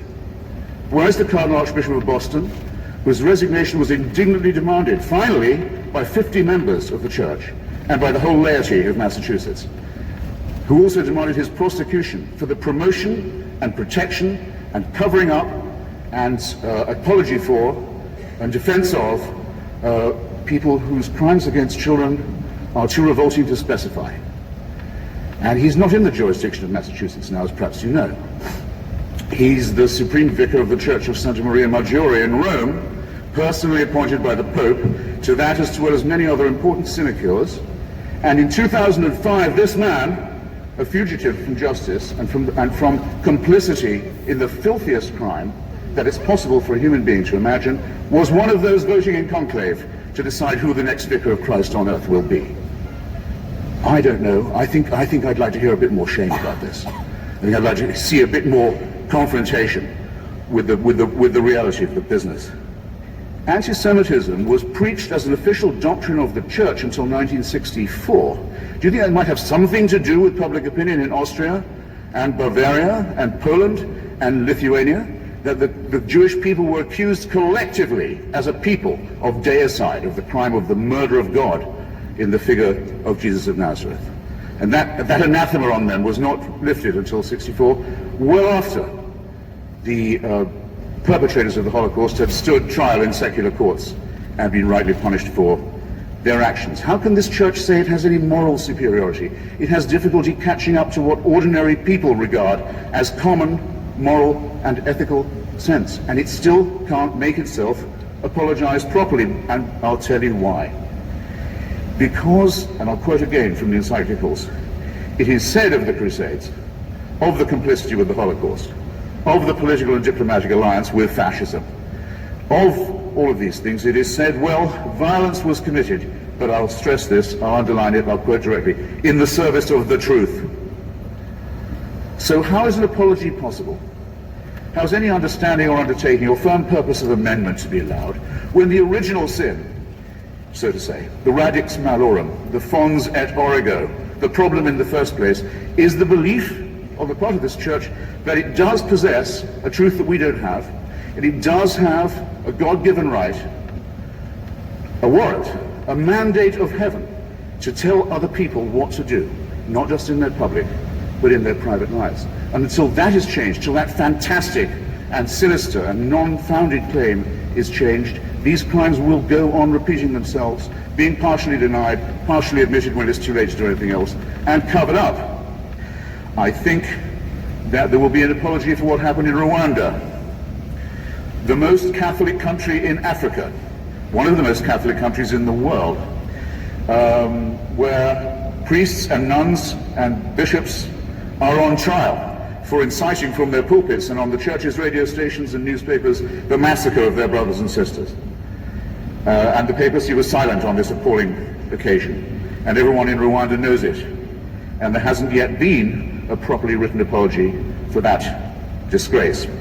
Staying in Africa, I think it will one day be admitted with shame that it might have been in error to say that AIDS is bad as a disease, very bad, but not quite as bad as condoms are bad, or not as immoral in the same way.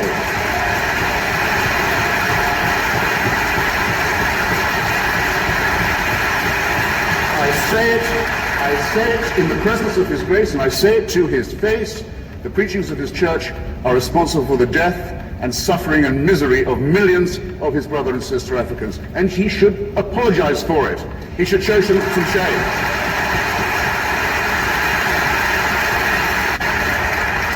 Fourth, for condemning my friend Stephen Fry for his nature, for saying you couldn't be a member of our church, you're born in sin.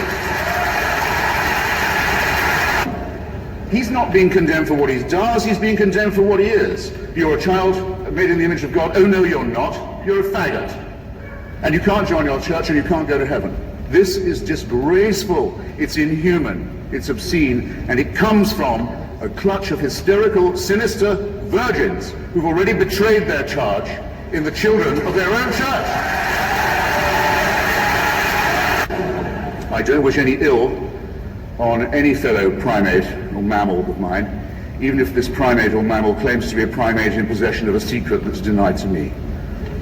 I can forgive even that because I live in a country where their reign doesn't run, their writ doesn't apply, and they can't burn me and silence me and censor me any more than they can tell my wife that she can't use contraception, or any more than they can really tell Stephen that he's a beast. So I don't at all look forward to the death of Joseph Ratzinger. I don't. Or any other pope, not really, except for one tiny reason which I ought to confess and share with you.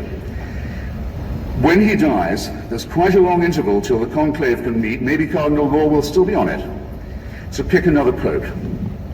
Sometimes it goes on for months till they get the white smoke. And for that whole time, that whole interval, it's a delicious, lucid interlude, there isn't anyone on earth who claims to be infallible. Isn't that nice? All I want to propose in closing is this, that if the human species is to rise to the full height that's demanded by its dignity and by its intelligence, we must all of us move to a state of affairs where that condition is permanent, and I think we should get on with it. Okay, thank you for having me. The efforts of the missionary church in the third world mean more people die, not less.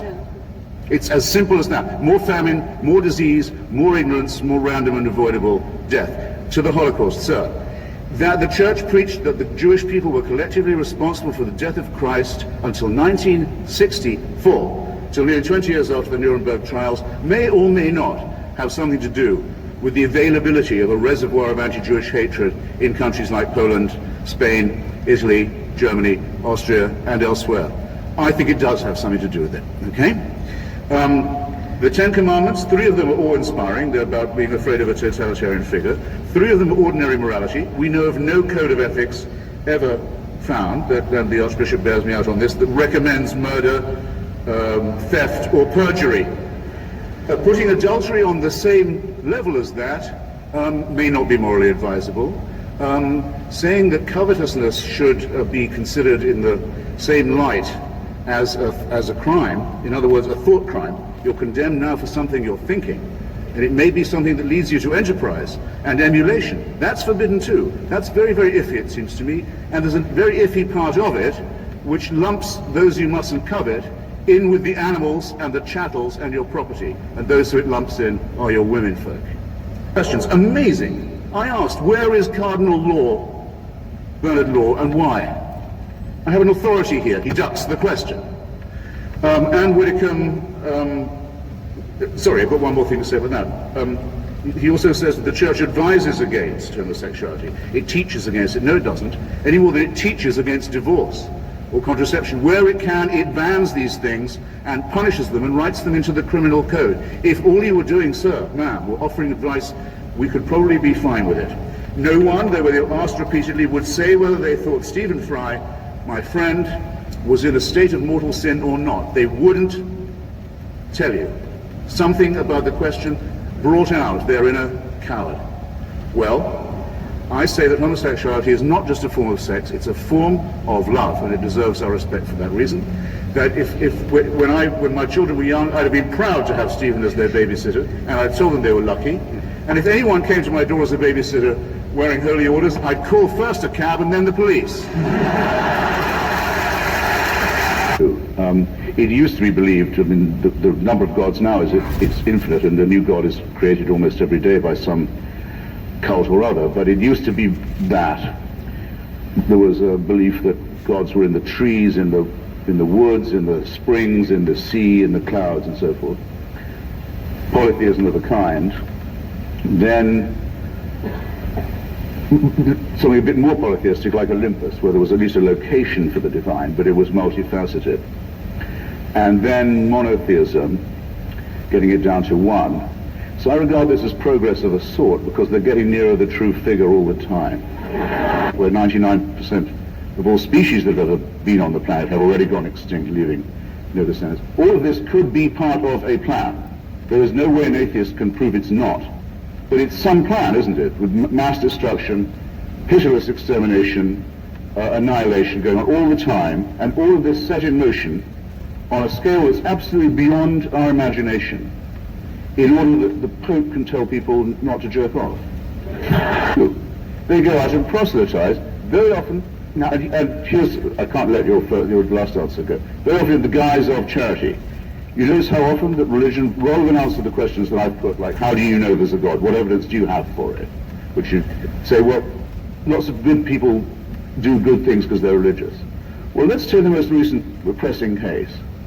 Richard Dawkins and I and a few others, in the response to the Haiti earthquake, set up an emergency charity for people of non-belief to give to, because so many charitable organizations are, in fact, proselytizing groups. So we raised about $2 million in a weekend.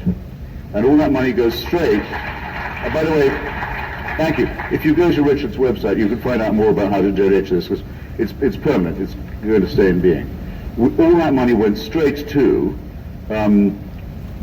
Doctors Without Borders, of course, and the International Red Cross, which, though it has a cross, isn't a religious organization. Both these organizations are already in Haiti. They're proven. None of the money goes to support any missionary activity. None. And the Scientologists and all the others who turned up in Haiti, and the people who turned up in Haiti to kidnap babies to convert them to their faith, And the Catholics who turned up and said, standing in the ruins of their own cathedral, with 250,000 Haitians buried under the rubble, said, God spoke here today, and you should listen to his message. Don't tell me that's good.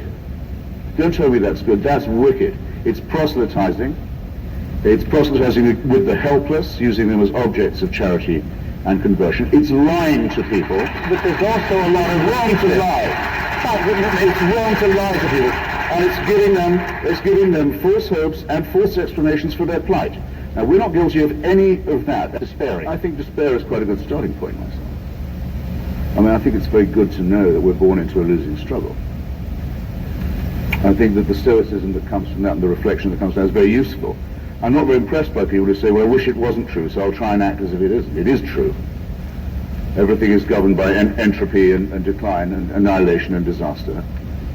And you're born into a losing struggle, and because you're a mammal primate mammal, you know you are, and you know you're going to die, and that there'll be a lot of struggle and pain on the way.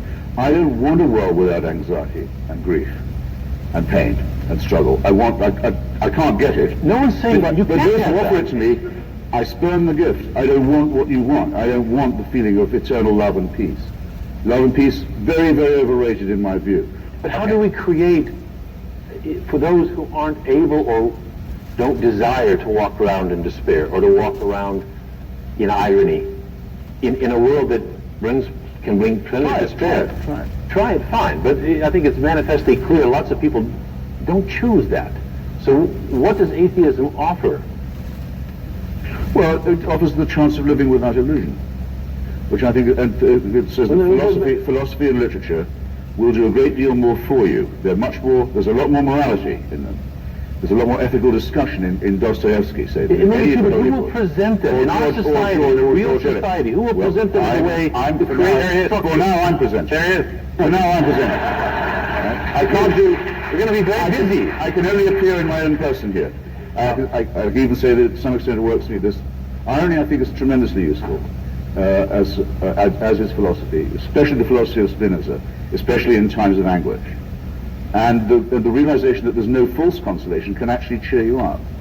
Once you face the fact that you're born into a losing struggle, things immediately appear a great deal more manageable in some ways. That a person exists who would say, now that I don't believe in God, I'll stop giving money to charity. I don't care anymore. I don't think there is such a person. And if that were so, it would be a very strange religion that they'd been professing. Who will organize good work in the absence of religion? Why is it that in survey after survey, religious people do give more, and religious people watch less television and use drugs less and use alcohol less? This is what religion is down to. It has social utility. It's very impressive to me. Okay, good. It's very often the first thing. When we debate with Catholics, they always change the subject to charity right away. With Jews, it's usually a little later. You just said that they... And with Muslims, it's at the all the time. Because what else can they don't want to defend their faith. But you just said the opposite. You just said they don't want to defend their faith. They don't want to say, they feel uneasy talking about redemption, salvation, all this kind of thing. But look at the good work we do. If you talk to the Mormons, they'll say, you may not think much of Joseph Smith.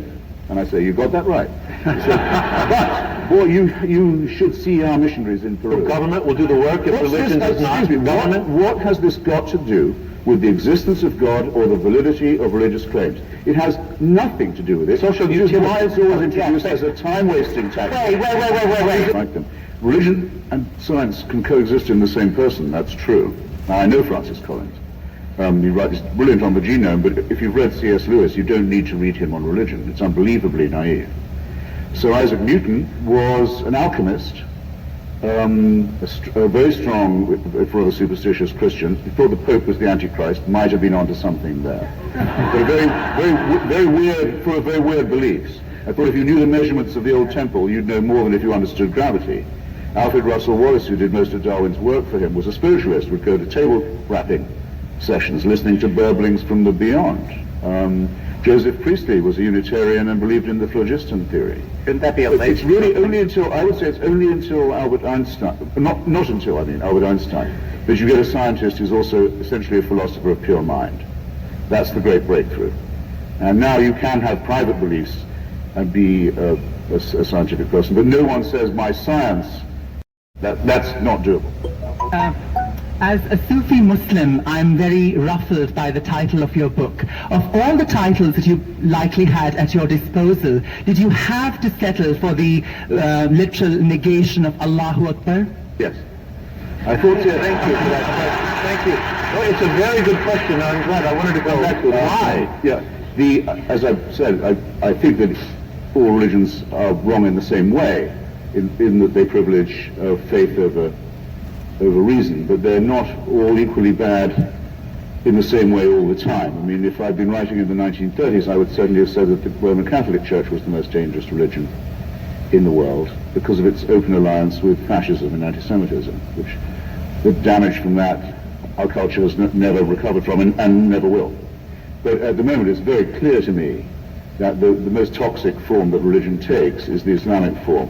The horrible idea of wanting to end up with Sharia, with a religion-governed state, a state of religious law, and that the best means of getting there is jihad, holy war, and that Muslims have a special right to feel aggrieved enough to demand this, I think is absolute obscene wickedness, and I think their religion is nonsense. And in its entirety. The idea of God speaks to some illiterate merchant warlord in Arabia, and he's able to write this down perfectly, and it contains the answers to all human. Don't waste my time. It's bullshit. But you're saying that way. The great recent governor of this state, Mr. Romney, wants to be president. Okay, there's a constitutional issue here. Mormons are supposed to say that they're prophet, as they call their leader. His word is sovereign over anyone else's, including the Constitution of the United States. So Romney has to say, and finally people did force him to answer the question, well, do you think that about your prophet? He said, no, the Constitution takes precedence in all cases. Fine. So to the extent that he's an acceptable person, it's to the extent he's not a Mormon. The discipline of secularism is necessary to civilize these superstitions.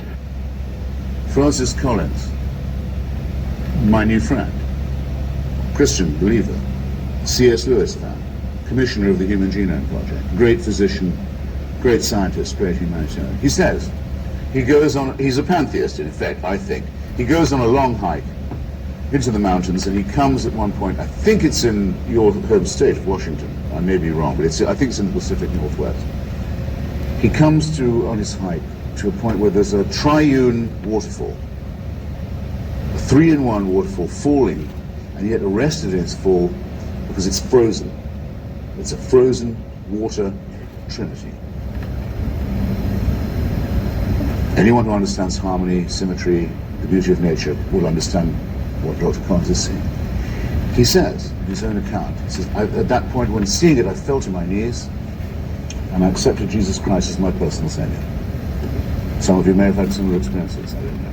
I'm immune to this kind of thing, but I'm not indifferent to it. Where does he get off with such a non sequitur? It is, of course, very beautiful to see a 3-fingered frozen waterfall. What if it had been 4 fingers and not a trinity? Would he not have accepted Jesus Christ as his personal Savior? Did you see the slack-jawed, gaping propaganda of the World Trade Center when everything was all cleared away? At the bottom of the girders there was a cross standing there. All buildings are built with a crosshatch of steel. It's well known. They go like this, like all windows. It would be amazing if there wasn't a cross. If it was a star and crescent made out of melted steel, I'd be really impressed. Serious. This stuff is not true, and it's not beautiful, and it's not symmetrical. It is superstition. It is the way the mind searches for form and will find it if it's looking for it, and looks for symbols and looks for miracles and revelations where they're not really there, and is terribly easily satisfied by tiny little bits of pseudo-magic. It is claimed that the laws of nature were suspended, that the sun stopped at midday to give Joshua time to finish his battle. I don't think that happened. Okay? I think the likelihood that it happened, as opposed to the likelihood that people were under the misapprehension under a hot sun that it had happened, is overwhelmingly in my favor as a skeptic. And I don't think I could improve in that sense on what Hume said. Douglas thinks that the sun did stop in the sky, So that the revolutions of the planetary motions, the things that hold the universe in place, that keep the water on the planet, that keep the moon moving around, that was all stopped for Joshua's sake. I ask you, which is more likely? Thank you. For reasons. However, if you want to think about miracles, it's very simple. Moses and Aaron have a contest with the magicians and conjurers and miracle workers of the Pharaoh, another man who believes that he can survive that. And his magicians and conjurers and miracle workers produce many, many, many miracles. It is said that Aaron outdoes them. But with Aaron's rod, in the end, they're beaten. They lose. But it makes a very simple point. The ability to produce a miracle says absolutely nothing about the truth of a religion. And that is biblically attested. It is biblically attested that people whose religion is false can produce miracles. Do I need to say it another way? Bear it in mind. As to the resurrection, I'll only add this, as an amateur on these matters. There are a huge number of resurrections mentioned in the New Testament. Just in the life of Jesus of Nazareth was the raising of Lazarus and of the daughter of Jairus, neither of whom ever say a word. Nothing is ever said about what was it like, what did they say, how was it to be dead. Questions that you'd think even the most incurious villager would want to ask them. They're just raised from the dead and we move on. There's nothing said about it. I think rather astonishing, but making it seem as if resurrection is a relative commonplace in this way. Then, in the Gospel of, I'm pretty sure it's Matthew, and I know I'll be corrected if I'm wrong, at the time of the crucifixion, I almost can quote the verse directly, the graves of Jerusalem opened as the heavens darkened and as the veil was torn. And those who were lying in those graves left them and walked around the markets and streets of Jerusalem and were greeted by many who they knew. What's wrong with this story? It means resurrection is a relative commonplace. It means there isn't anything specifically wonderful about it. It means the sort of thing you might expect any time, to meet a former dead friend or relative of yours wandering the streets in their cerements and grave. Final point is this. If someone is born of a virgin, it doesn't prove to me that anything they say is true. Someone may say in the middle of an argument with me, you lose. I say, why is that? Because my mother never went to bed with any man. I say, wait a minute, you haven't proved your argument is better at all, I say. It doesn't prove you're a better person. It doesn't prove that God is your father. It doesn't prove anything. I may grant that your mother was a virgin. Parthenogenesis is actually a remote possibility. But you would prove nothing by proving it of yourself. And if you say that you win the argument because you were once dead and now you're alive, I will look at you slightly narrowly. If I was on the bus with you, it's odd, isn't it? If you were on the bus next to someone who said, you know, I used to be a dead person, but I'm alive now, you would move towards them or away? Everybody knows what they would do. Provided they were if they said they were hearing voices from God telling them what to do, I think the reaction is the same. Taxi! Anyway, suppose that I thought, all right, I'll give you the benefit of the doubt here. You used to be dead, now you're alive. Your arguments are still no good. You still can't get a syllogism right. You still don't know about formal logic. You still have no command of the laws of evidence. So all your work is still ahead of you, even if you think these nonsensical fairy tales do have any basis in fact. So I grant the whole thing, and it makes no difference to me. Wouldn't make me a Christian if it was all true. The stranger on the Nor bus. it shouldn't make you one either, unless you are a completely credulous person. The stranger. If you see someone saying, I'm saying this so the prophecies can be fulfilled, he knows what the prophecies are. And he says, the prophecies say, if the Redeemer comes to Jerusalem, he'll come riding a donkey. Where's my donkey? Let me straddle the donkey and come in, and it's Passover time. Sure. And it says in the books themselves, it says, and this was done so that the prophecies might be fulfilled.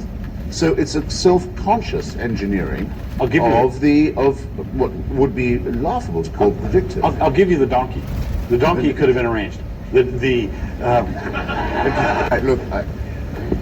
I wrote a book once called Letters to a Young Contrarian, and old guy came up to me in Los Angeles, the bookstore the other day, with a copy of it and said, would I sign it? And I said, sure. And he said, I tried to give it to my son, said this old guy, in the hope that he'd become a contrarian, but he refused.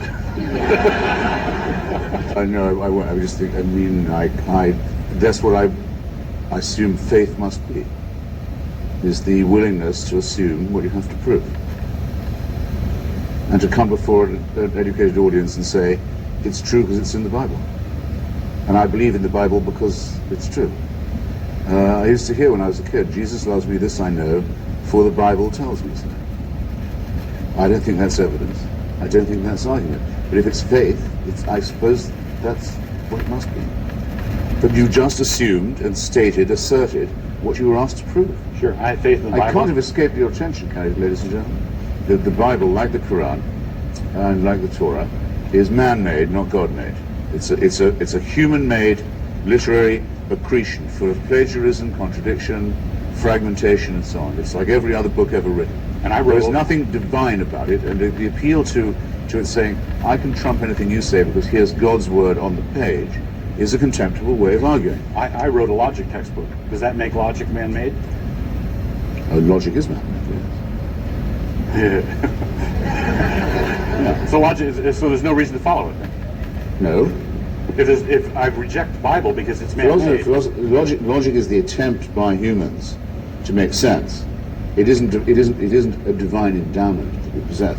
Same with philosophy. Philosophy means the love of wisdom.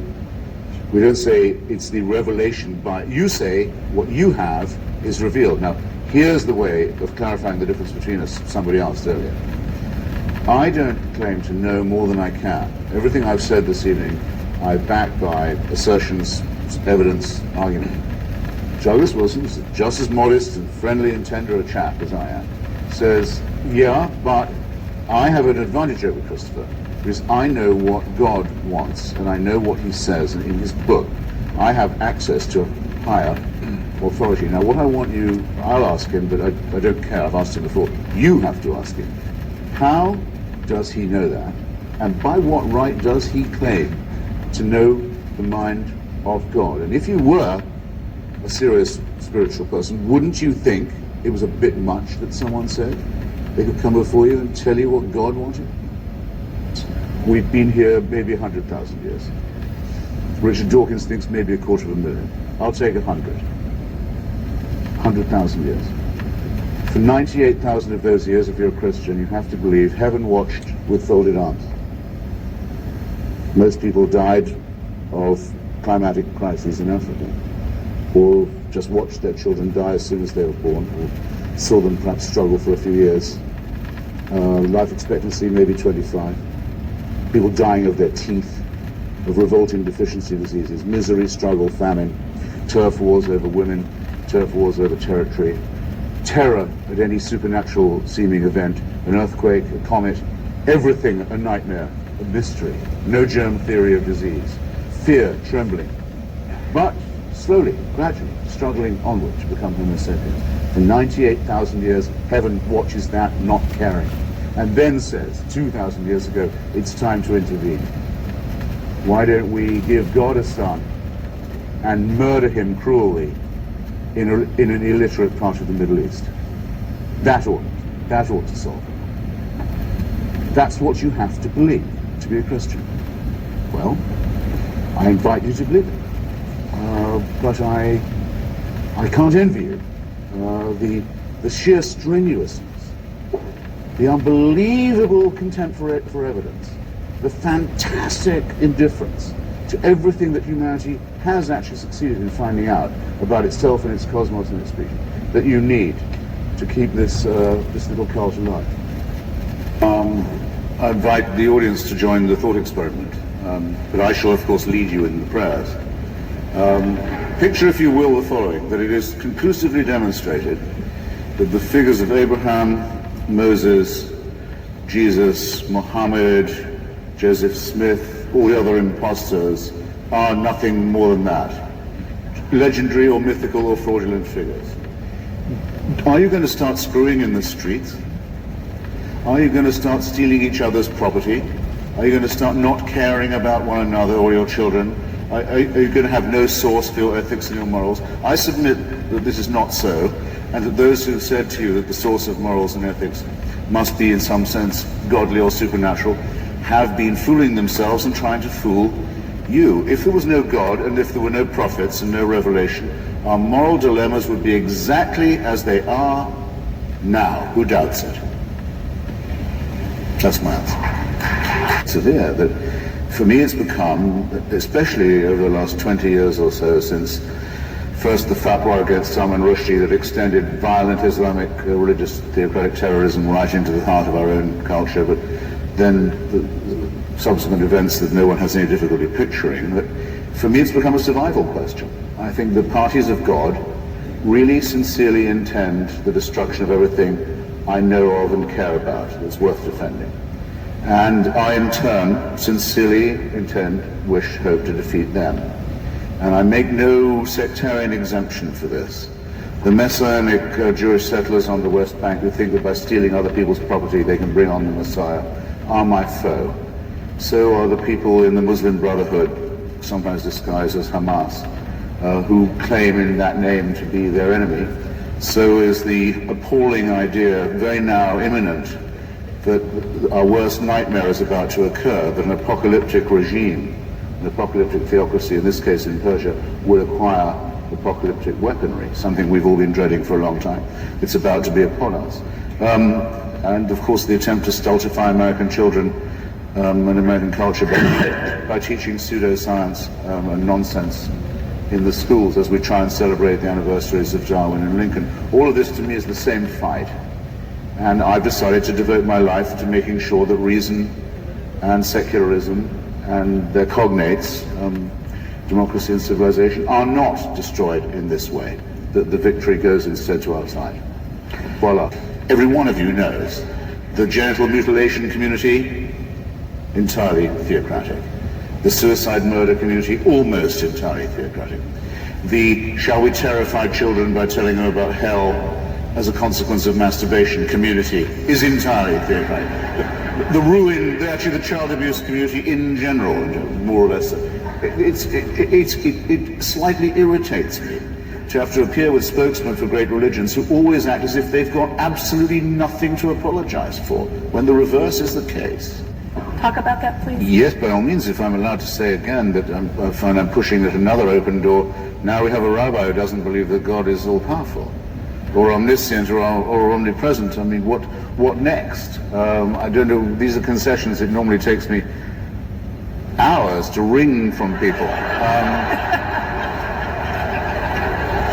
I can't get these guys into the ring. I've got another kind of cause imposed on me by my readers, which is this. Many people in this country think that that to be a person of no faith is to be a member of a sort of despised minority. You're always left out. Politicians speak when invocations are given at inaugurations, for example, things like that. When Billy Graham gets to give the address for the victims of 9/11 and says, I saw him say to the National Cathedral, they're all in heaven now, and they wouldn't come back to us even if they could. Who knew there were that many saints in New York, for one thing? And it's precisely the same promise as Osama bin Laden gives to his murderers. Believe with me and you go to paradise and you'll be fine. Nauseating garbage of this kind, right across the culture. I think that maybe even be a few people in the hall this evening who are with me in saying we've sort of had enough of that.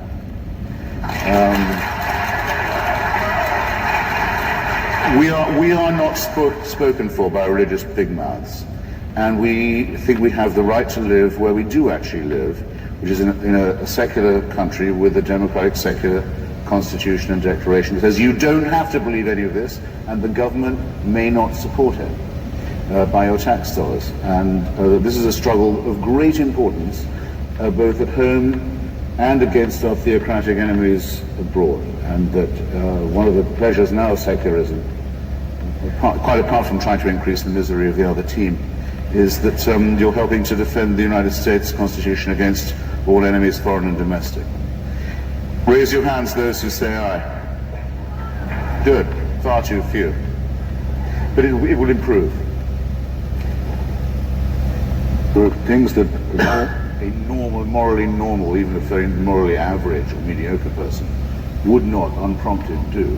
For example, hold down their daughter at the age of 6, tear off her underwear, cut her genitalia with a sharp stone. They wouldn't do that if they didn't think God was telling them to do it. Or the mullahs, or if it's a boy, the rabbis won't tell them to do it. One of the reasons why I have the lurid subtitle I do to my book, Religion is a Poison, is that it makes ordinary moral people, compels them, forces them, in some cases orders them, to do disgusting, wicked, unforgivable things. There's no expiation for the generations of misery and suffering that religion has inflicted in this way and continues to inflict, and I still haven't heard enough apology for it.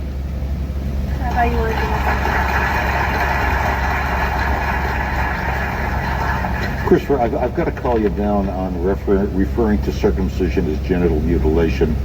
My son cried more at his first haircut than he did at his bris. And statistically... You weren't doing it right then. Statistically, the only long-term effect that it seems to have on people is it increases their chances of winning a Nobel Prize.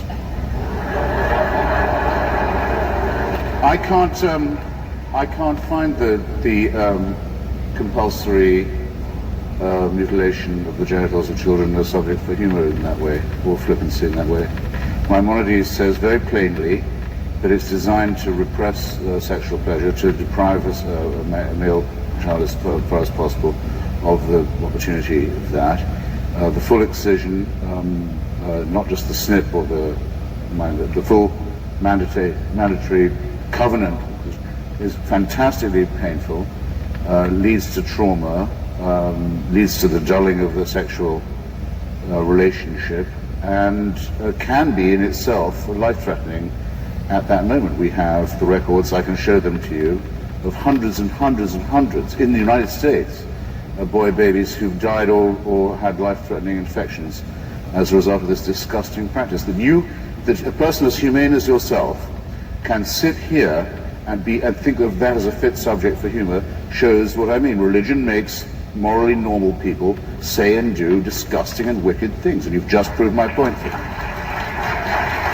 Shame on you for saying what you just said. Shame on you for saying it about your own son, my God. Let's move on. Yes, let's. What next? Cutting the labia of little girls. At least Judaism doesn't do that. This is a question. What if a Muslim was to say to you just now, my little girl cried more at her first haircut than when I cut off her clitoris? What would you think of me if I was to say such a disgusting thing? Well, remember, we are not talking about detail here. We're talking about whether religion makes people behave better or not. Genital mutilation is no joke. It's a bit mushy, isn't it, this I'm okay, you're okay ecumenicism, as well as, if I may say so, a bit ahistorical. Hundreds and thousands and millions of people died on these points of distinction and thought that their lives were well thrown away for it. And I think one ought to respect that and not talk as if this is just a general discussion about how we can all get along. I said earlier that if you're a deist and you can say you think there is a God, you have all your work still ahead of you before you can be a theist and show there's a God who intervenes in human affairs. But once you've done that, there's a huge amount of trouble ahead. It's not my problem, but Roman Catholics believe that ex ecclesia nulla salus, outside their church there's no salvation. You're not really a Christian unless you're their kind of Christian. I know many, many Protestants who say the same about Catholics, that Catholicism is a terrible heresy. A large part of my country of birth was convulsed in murder and destruction on this point, which kind of Christian you had to be in order to be a real one. These are not small distinctions, and people invoke them as strongly as they will invoke the idea there's a God or a Christ or a Messiah in the first place. I don't believe the rabbi really thinks it doesn't matter if someone is Buddhist or Jewish. I don't believe he's got to that ecumenical stage. I don't believe he does. If he does, he's in a very small minority in his community. I think these things must be taken seriously. Now, you asked me, and it's a joke question, do I think I'm going to paradise? Of course not. I wouldn't go if I was asked. I don't want to live in some fucking celestial North Korea, for one thing, where all I get to do is praise the dear leader from dawn till dusk. I don't want this. It would be hell for me. So let's get that clear. We bear, as he puts it in The Origin of Species, we bear always the ineffaceable stamp of our lowly origin. I repeat it, the ineffaceable stamp of our lowly origin. Religion does the same thing. It quite clearly shows that it's the first the most primitive, the most crude, and the most deluded attempt to make sense. It is the worst attempt, but partly because it was the first.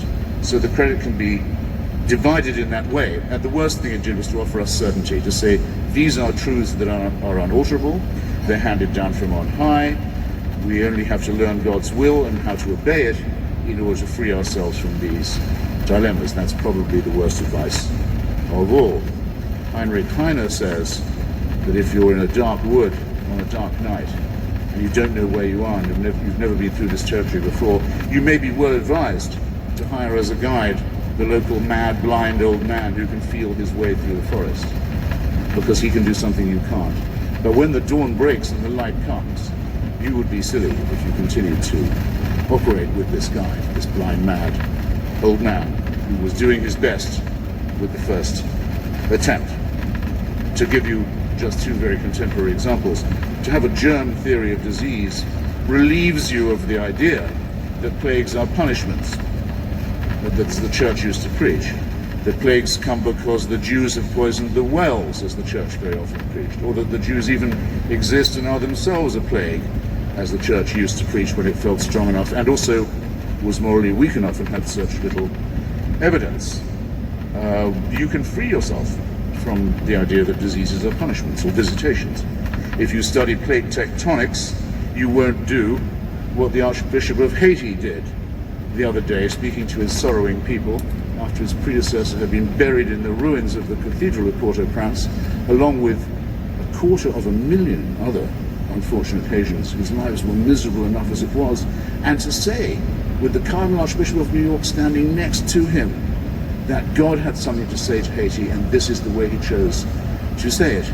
If you study plate tectonics and a few other things, you will free yourself of this appalling burden from our superstitious, fearful primate past. And I suggest, again, to an institution of higher learning, that's a responsibility we all have to take on.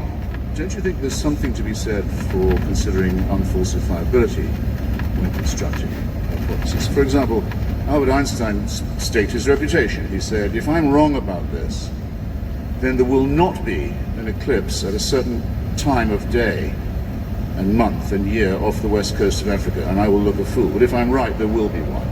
And people foregathered thinking he can't be that smart, and he was. Professor J.B.S. Haldane used to be asked, well, what would shake your faith in evolution? This was when it was much more controversial than it is now, and I'm impressed to find that Dinesh believes in intelligent design, which really does require, I would think, a leap of faith, but there it is. Haldane said, well, show me rabbits' bones in the Jurassic land, and I'll give up. Now, can you think of any religious spokesman you've ever heard who would tell you in advance what would disprove their hypothesis? Of course you can't, because it's unfalsifiable. And we were all taught, weren't we, by Professor Karl Popper, that unfalsifiability in a theory is a test not of its strength, but of its weakness. So, and you can't beat it. The church used to say, no, God didn't allow evolution. Indeed, instead, he hid the bones in the rocks to test our faith. That didn't work out too well. So now they say, now we know about it. It proves how incredibly clever he was all along. It's an infinitely elastic airbag. And there's no argument that I can bring or anyone else can bring against it, and that's what should make you suspicious. And it was relatively easy for me, being born in England and immigrating to America, to leave the Church of England behind. That, believe me, is no sweat. Our great religious poet, our great Christian poet George Herbert refers to the sweet mediocrity of our native church. What do you get if you cross an Anglican with the Jehovah's Witness? Someone who comes to your door and bothers you for no particular reason. First, I think you're flat out wrong on the Inquisition. Not that the numbers game is crucial, but the Inquisition in the Americas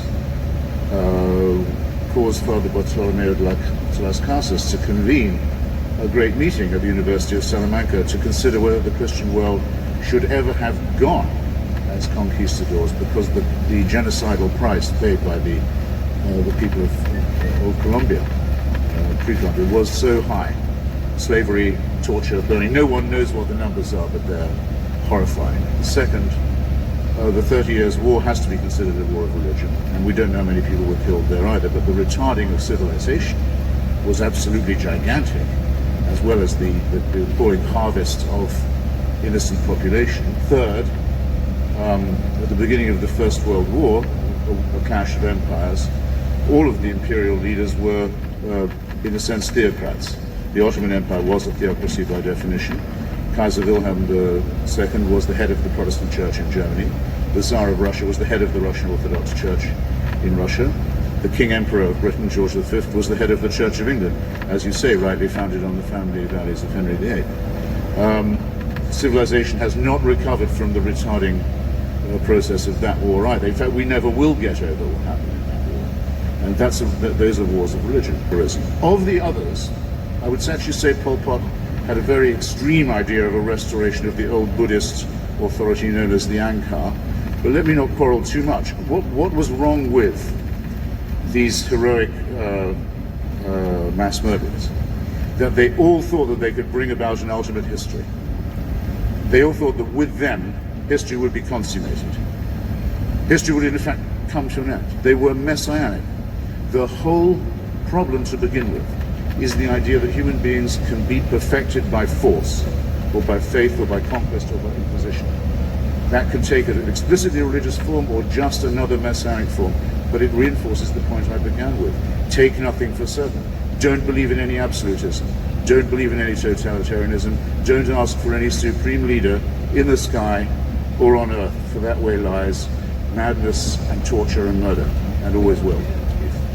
People have the nerve to ask me, well, if you don't believe in heaven and hell, what gives your life meaning? Do you not detect a slight insult as well as a slight irrationality to that question? You mean I'd have much more meaning in my life if I thought that I would die and I'd be given one chance, or would have been given while I was alive, one chance, and if I'd made a mistake, I'd be condemned eternally. That was the kind of judge I'd be facing. And in the meantime, it would be advisable to live my life in propitiation of this supernatural dictator. That would lend more meaning to my life than my view, counter to Pascal, contra Pascal, that if there's any such judge, I'll be able to say, at least I never faked belief in you in order to win your approbation, sir, or ma'am, as the case might be. And if you are as reported, you'll have detected that those were my thoughts. At least I wasn't a hypocrite. Pascal says, no, at least pretend you believe. It's win-win. This is corrupt reasoning.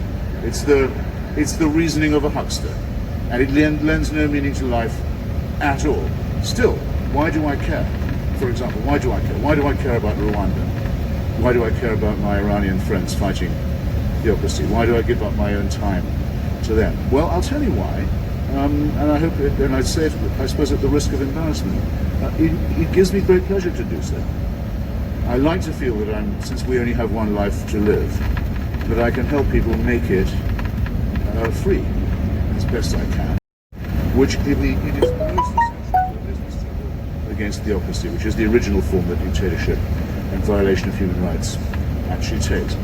I enjoy doing it, and I enjoy the sort of people it makes me come in contact with. The stuff that's in the Ten Commandments, Dinesh, that isn't to do with human morality, is often highly immoral. For example, it's forbidden even to covet other people's goods or achievements. And by the way, among their goods are included their wives, their womenfolk, who are lumped in with chattel, which goes to show that these commandments are created by men and not by gods. They're created by the agricultural and masculine values of the time. It's not a small point.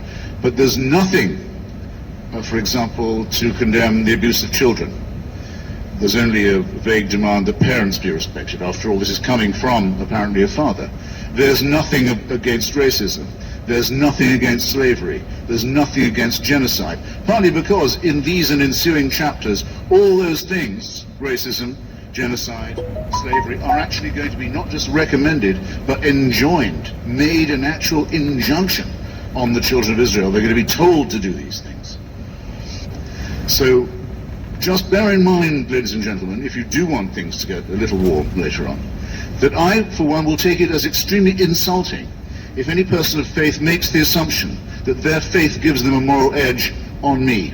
I want to hear a lot more apologizing from the faith-based communities for the evil that they've done before they even start clearing their throats and telling me I wouldn't know right from wrong without their permission. I'm sorry, I won't be, can't be spoken to in that tone of voice, and nor should any of you. I don't want to change the goalposts, of course, but I don't actually think that loving your enemy is always a moral injunction. There are some enemies I don't love, and I don't think I should. It's not my right for people who might want to kill you and your children, or kill my children. It's not my right to love these people. It's my duty to destroy them, to defeat them. And there's nothing moral about saying, let them have their way, turn the other cheek. That this belief in a supreme and unalterable tyranny is the oldest enemy of our species, the oldest enemy of our intellectual freedom and our moral autonomy, and must be met, and must be challenged, and must be overthrown. I want to argue for nothing less. The last Pope, just in the last decade of his tenure, apologized. He said, we were wrong about the Jewish question.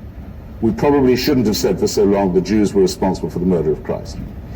We were probably wrong in forced conversion of the peoples of the Indies, as they were thought of, the Isthmus and the southern cone of our hemisphere.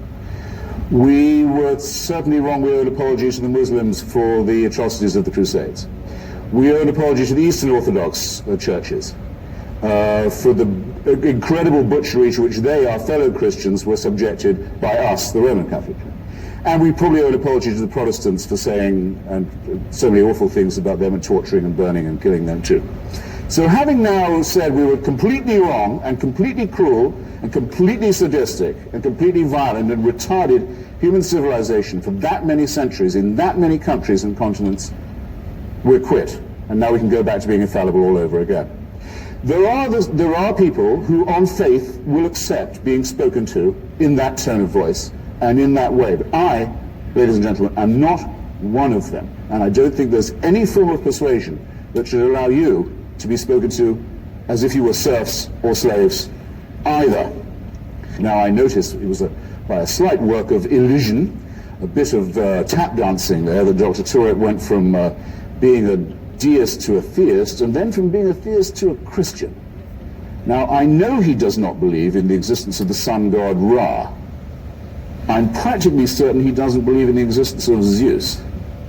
If you'll pick up a copy of my Portable Atheist, a selection of the finest writings by non-believers down the years, and just turn to the 3 pages where Mencken, H.L. Mencken, lists the easiest to name 3,000 gods that used to be worshipped and that no longer are held to exist by anybody, you'll spare me the trouble of reading them out. No, he thinks he doesn't just know, Dr. Turek, that there is a God, he knows which one is the right one from a potentially infinite list, actually from a list that's as long as the number of people there are or have ever been in the human species, because if you ever argue with a theist or a deist, as I do every day, you'll find they all believe in a God of their very own. Indeed, they often say a personal God. Indeed, they often say a personal savior. So out of what are we reifying a concept that applies to all of us? Out of nothing but wish thinking and nonsense and fear and ignorance, and above all, and I'm not quitting on this point, servility. Everyone in this room is an atheist. Everyone can name a God in which they do not believe. Let them advance the case that the one in which they believe is the superior one. Let Dr. Turek be the first person I've ever met to do that convincingly this evening, and I will show him due respect. I don't think the task can actually be undertaken. It can be said on a university campus in this year of grace that without God, humans are capable of doing anything. That there is no moral restraint upon us if we don't concur in the idea that we are the property and creation of a supreme being. I'm making the assumption that all of you check in every now and then with some kind of news outlet and have a view of what's going on in the rest of the world. Isn't it as plain as could be that those who commit the most callous, the most cruel, the most brutal, the most indiscriminate atrocities of all do so precisely because they believe they have divine permission? How dare anyone who speaks for religion say of us, the secular and the non-believers, that we are the immoral ones? It is itself a wicked thing to say. Itself an absolutely indefensible thing to say. No.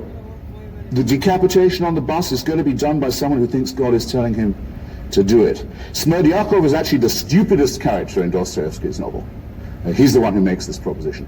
Everyone has to understand that it is those who feel that the divine is prompting them, who feel they're permitted anything and everything. And it is those who are the leading, most salient, most violent, most vicious opponents of the values and civilization that Thomas Jefferson stood for and promulgated. There is no totalitarian solution to these problems. There is no big brother in the sky. It is a horrible idea that there is somebody who owns us, who makes us, who supervises us, waking and sleeping, who knows our thoughts, who can convict us of thought crime, who can do thought crime just for what we think, who can judge us while we sleep for things that might occur to us in our dreams, who can create us sick, as apparently we are, and then order us on pain of eternal torture to be well again. To demand this, to wish this to be true, is to wish to live as an abject slave. It is a wonderful thing. It is a wonderful thing, in my submission, that we now have enough information, enough intelligence, and I hope enough intellectual and moral courage to say that this ghastly proposition is founded on a lie, and to celebrate that fact. And I invite you to join me in doing so. Thank you. I am not the one who has to answer the question. Excuse me, you're the one who has to answer. But you're the one who claims to know. You say there was a creation moment and a creator. I want to know why you're changing the subject and saying to me, how do I not know this? When you're the one who has all the information. Well, why would people be told, okay, I can create you, but I'm going to create you with original sin, misery, shame, death of children, disease, and so on, just to see if you can pass a test that would mean I might not send you to hell. I don't say that that didn't happen. I say that I'm very glad that the evidence for it is very scanty. And I accuse those who do believe it, and I can't have been sure you misunderstood on this point, of harboring a very sinister desire to live in a totalitarian system. How do you define... What I do say in the book is I think the Roman Catholic Church makes this argument immoral, when it could be a moral one, by saying that contraception is not to be allowed, by saying that contraception is the moral equivalent of abortion. In other words, to say that contraception is also murder, which is a nonsensical and disproportionate position. I quote some serious Catholics in my book, William F. Butler. In a quarter mile, merge onto I-76 West. If the Church says that contraception and abortion are morally the same, it degrades the opposition to abortion. And by making absurd arguments as it has in the past, Aquinas believed that every single sperm contained a microembryo inside it, and thus that, if you like, I hope I don't offend anyone, hand jobs are genocide. As for blowjobs, don't start. That an ectopic pregnancy, in other words, a direct threat to the life of the mother, a fallopian tube pregnancy, is, instead of a direct threat to the life of the mother and an obvious no-starter for a human embryo, because that's going anyway, is someone who should be allowed to vote. This is nonsense. It's casuistry, it's immoral, it's superstition, and it prevents people from thinking seriously about matters that humanism can decide for itself, for heaven's sake, without any supernatural intervention. To that. However, if you meet someone in the street who you yesterday saw executed, you can say either that an extraordinary miracle has occurred or that you are under a very grave misapprehension. And David Hume's logic on this, I think, is quite irrefutable. He says, what is more likely, that the laws of nature have been suspended in your favor and in a way that you approve, or that you've made a mistake?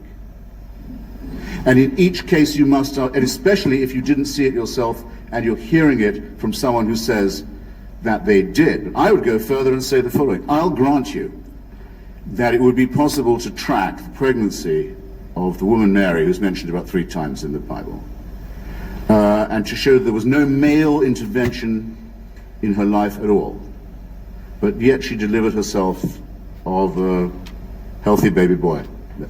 I can say, I don't say that's impossible. Parthenogenesis is not completely unthinkable, but it does not prove that his paternity is divine. And it wouldn't prove that any of his moral teachings were thereby correct. Nor, if I was to see him executed one day and see him walking the streets the next, would that show that his father was God, or his mother was a virgin, or that his teachings were true, especially given the commonplace nature of resurrection at that time and place. After all, Lazarus was raised, never said a word about it. The daughter of Jairus was raised, didn't say a thing about what she'd been through. And the Gospels tell us that at the time of the crucifixion, all the graves in Jerusalem opened, and their occupants wandered around the streets to greet. So that it seems the resurrection was something of a banality at the time. Not all of those people clearly were divinely conceived. So I'll give you all the miracles, and you'll still be left exactly where you are now, holding an empty sack. Now, of course, there isn't a single chance that anyone will find that, hey, after all, we can definitely know that a virgin conceived, or that a condemned felon walked again. And it's quite absurd for anyone to argue in scientific terms as if any of that is even thinkable. What I don't understand, and I suppose I should close by it, is why anybody should be so contemptuous, I suppose is the word, or so insecure about their own faith as not to call it that. Did you hear him say at any point this evening, "This is my faith. I believe it in spite of the evidence to the contrary. I lay my life on it. I believe I'm redeemed by it. I think I will live eternally because..." No, he has no confidence to say anything like that. Is there anyone who would like to challenge me? Yes. Please. If there is no God, why do you spend your whole life trying to convince people that there isn't? Why don't you just stay home? Can you repeat that? Was the question? The question is, if there is no God, why spend your life and career trying to refute that? Why not just leave it alone and stay home? Fair enough. Well, it isn't my whole career, for one thing. It's become a major preoccupation of my life, though, in the last 8 or 9 years, especially since September 11th, 2001, to try and help generate an opposition to theocracy and its depredations internationally. That is now probably my main political preoccupation. To help people in Afghanistan, in Somalia, in Iraq, in Lebanon, in Israel, resist those who sincerely want to encompass the destruction of civilization and sincerely believe they have God on their side in wanting to do so. The thing, maybe I will take a few minutes just to say something that I find repulsive about especially monotheistic messianic religion. With a large part of itself, it quite clearly wants us all to die. It wants this world to come to an end. You can tell the yearning for things to be over whenever you read any of its real texts or listen to any of its real, authentic spokesmen, not the sort of the pathetic apologists who sometimes masquerade for it. Those who talk, there was a famous spokesman for this in Virginia until recently, about the rapture. Say that those of us who have chosen rightly will be gathered to the arms of Jesus, leaving all of the rest of you behind. If we're in a car, it's your lookout. That car won't have a driver anymore. If we're a pilot, that's your lookout. That plane will crash. We will be with Jesus, and the rest of you can go straight to hell. The eschatological element that is inseparable from Christianity. If you don't believe that there is to be an apocalypse, there is going to be an end, a separation of the sheep and the goats, a condemnation, a final one, then you're not really a believer. And the contempt for the things of this world shows through all of them. It's well put in an old rhyme from an English exclusive brethren sect. It says that we are the pure and chosen few, and all the rest are damned. There's room enough in hell for you. We don't want heaven crammed. You can tell it when you see the extreme Muslims talk. They cannot wait. They cannot wait for death and destruction to overtake and overwhelm the world. They can't wait for what I would call, without ambiguity, a final solution. When you look at the Israeli settlers, paid for often by American tax dollars, deciding that if they can steal enough land from other people and get all the Jews into the promised land and all the non-Jews out of it, then finally the Jewish people will be worthy of the return of the Messiah. And there are Christians in this country who consider it their job to help this happen so that Armageddon can occur, so that the painful business of living as humans and studying civilization and trying to acquire learning and knowledge and health and medicine and to push back can all be scrapped, and the cult of death can take over. That to me is a hideous thing in eschatological terms, in end times terms, on its own. A hateful idea, a hateful practice, and a hateful theory, but very much to be opposed in our daily lives, where there are people who sincerely mean it, who want to ruin the good relations that could exist between different peoples, nations, races, countries, tribes, ethnicities, who openly say they love death more than we love life, and who are betting that with God on their side, they're right about that. So when I say, as the subtitle of my book, that I think religion poisons everything, I'm not just doing what publishers like and coming up with a provocative subtitle. I mean to say it infects us in our most basic integrity. It says we can't be moral without Big Brother, without a totalitarian permission. It means we can't be good to one another. It means we can't think without this. We must be afraid. We must also be forced to love someone who we fear. The essence of sadomasochism. The essence of abjection. The essence of the master-slave relationship. And that knows that death is coming and can't wait to bring it on. I say this is evil. And though I do some nights stay home, I enjoy more the nights when I go out and fight against this ultimate wickedness and ultimate stupidity. Thank you.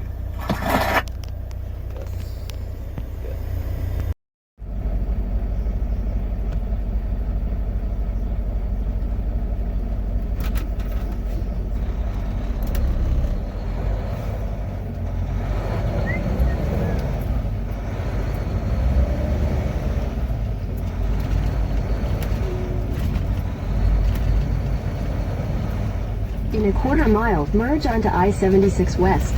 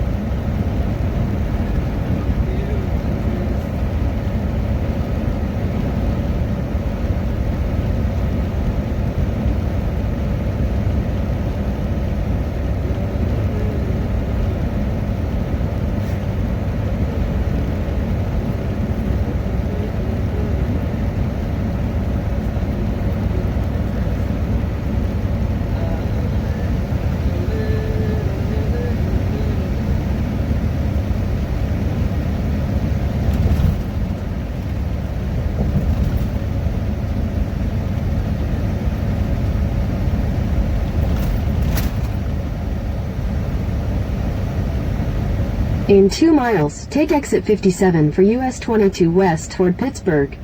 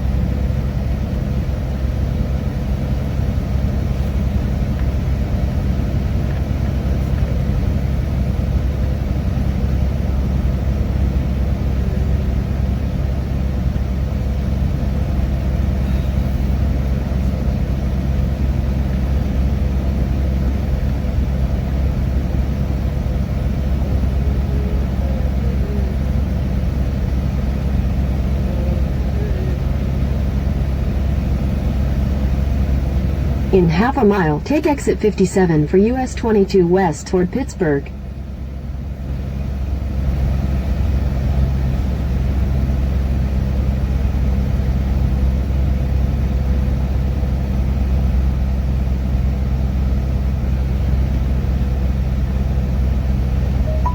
Take exit 57.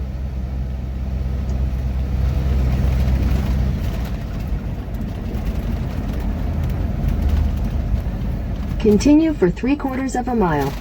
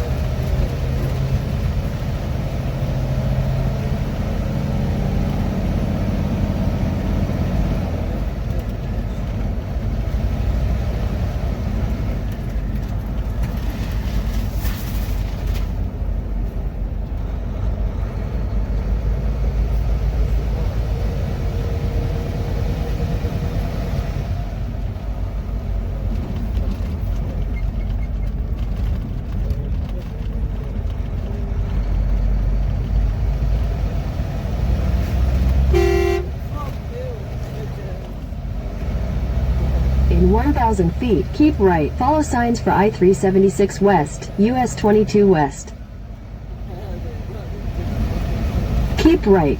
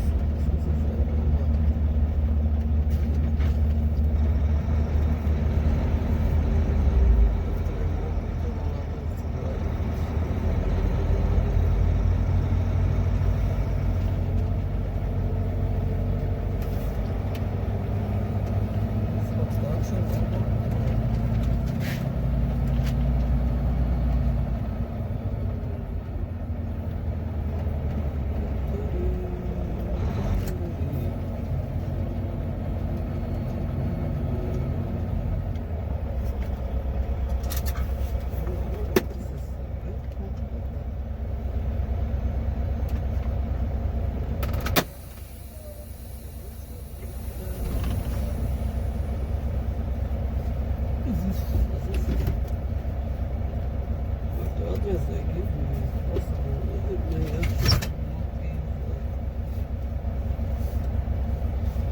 may not actually be the one I'm looking for.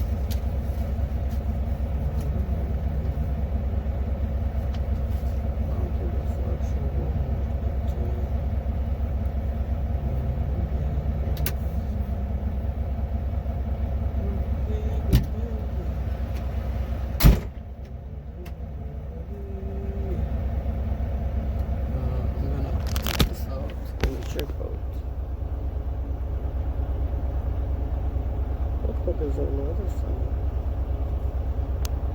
It's the actual Walmart.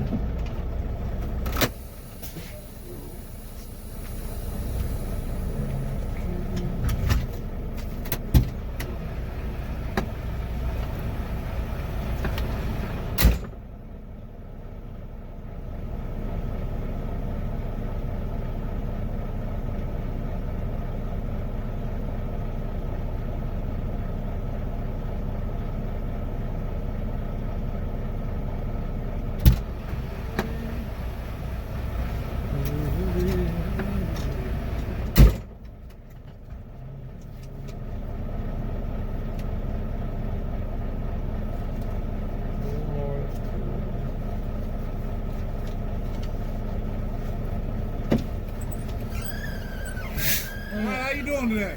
Not too bad. You've been here before? Have you been here before? I'm not sure. This is the place I'm going to. I'm not sure if this is the right place. That's why I'm trying to ask 843 Wintersville, Ohio? Yeah, you're in the right place. Yeah. What time's your appointment? What I'll tell you what, we'll look all into all that, all right? Let me ask you some questions, all right? First and foremost, how you feeling? You feel all right? Yeah. You not been sick or anything in the last couple weeks? No, I have no Okay. issues. All right, that's good. Have you been around anybody that you know of that's been diagnosed with that COVID? Nope. Okay. Other than driving, because we know you travel everywhere, you've been, you stay quarantined for the most part? Yeah. You're not going international, you're not state to state jumping? All right. Yeah. I just got to take your temperature, so just lean down here. I don't have to touch you. Okay. I just got to get a little closer, that's all. That's it. You're good right there. Yep. All right, let me get your paper here.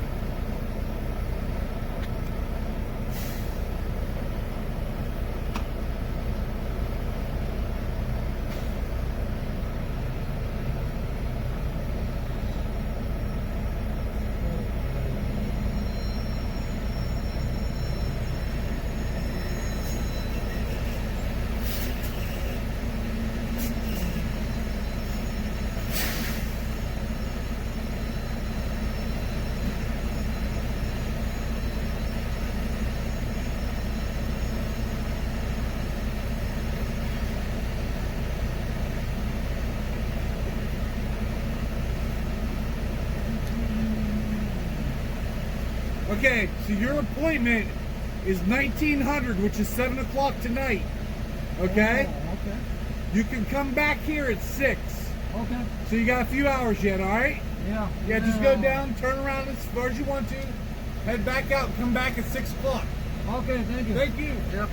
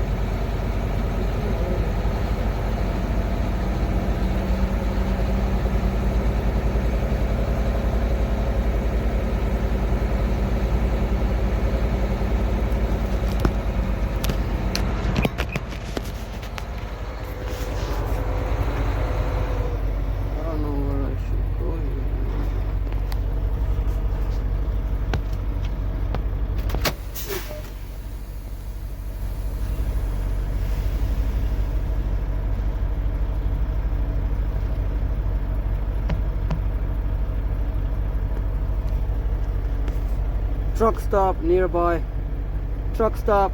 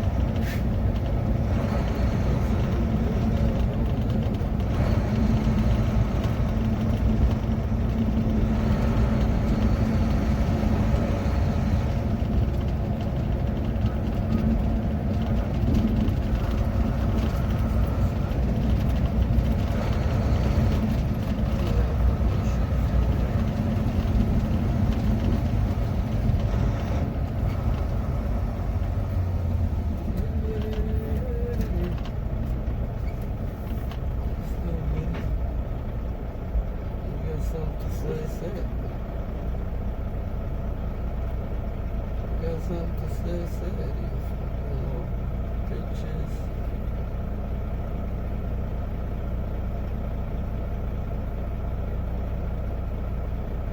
Let's see.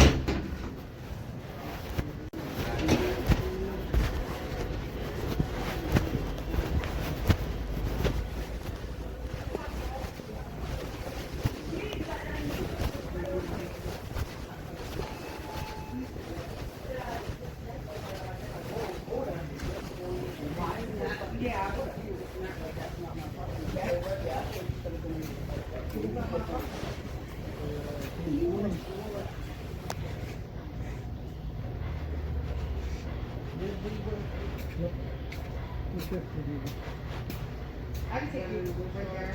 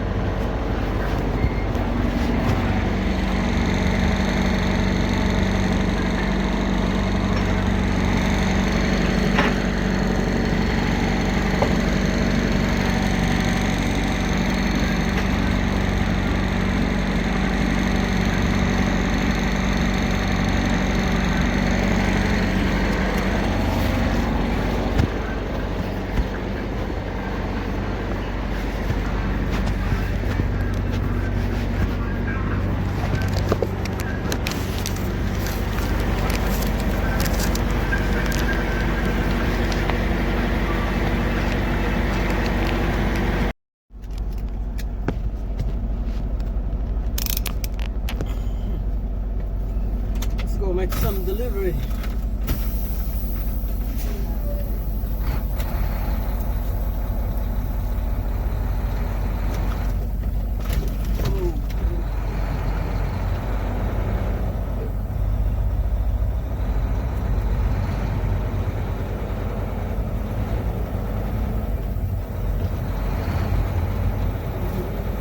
Now turn left.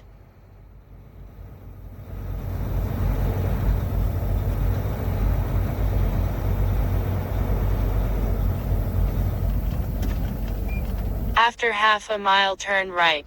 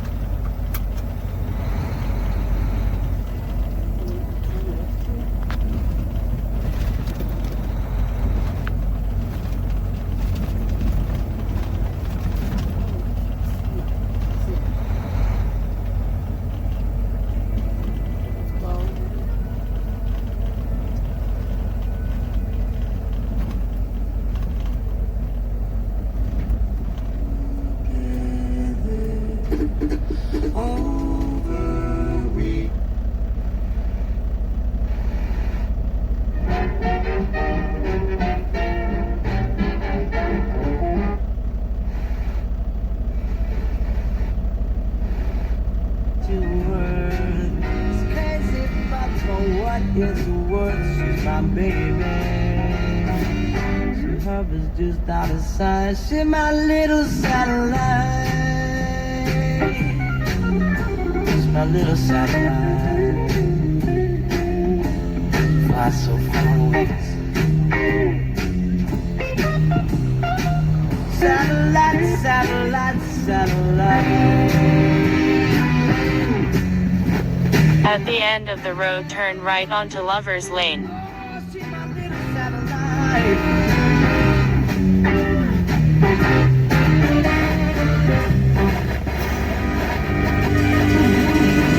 can she be? WYEP brings you a series of Now midweek turn right. specials every Tuesday, Wednesday, and Thursday at 8 p.m. Catch an hour of great music focusing on different people, times, and places in music. This Tuesday, join us for a 1-hour performance from Dar Williams, recorded at WYEP in 2006. The midweek specials. After 1.5 miles, turn left and then enter the highway. 3 WYEP. Support for WYEP comes from our members and from Carlow University, offering multiple undergraduate and graduate degree options along with certificate programs. Carlow provides flexible online and on-campus classes to suit students' individual schedules. More information at carlow.edu. Bright light and big steady.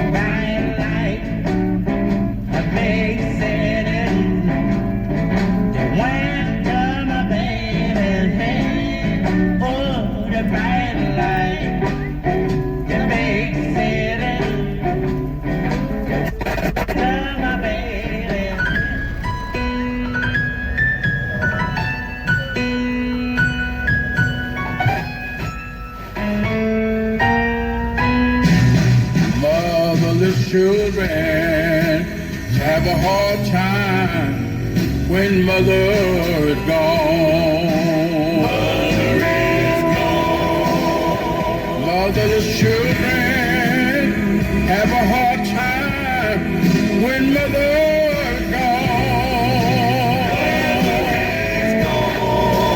They don't have nowhere to go.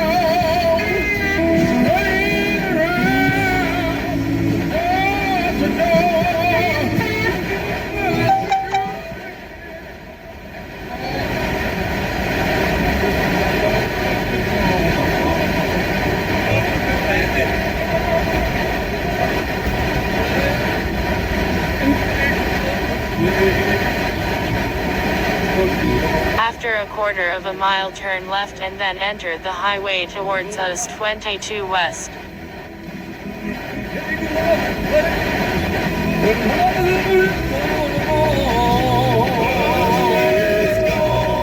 Now turn left and then enter the highway.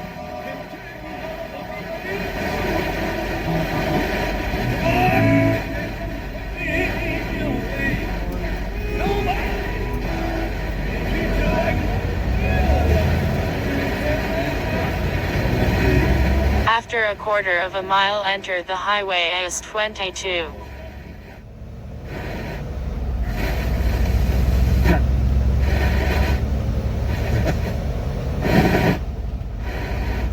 And company have set up. And now I'm announcing. After 200 yards, enter the highway US 22. Now enter the highway. Now the son of... After 2 miles, keep right and take the exit.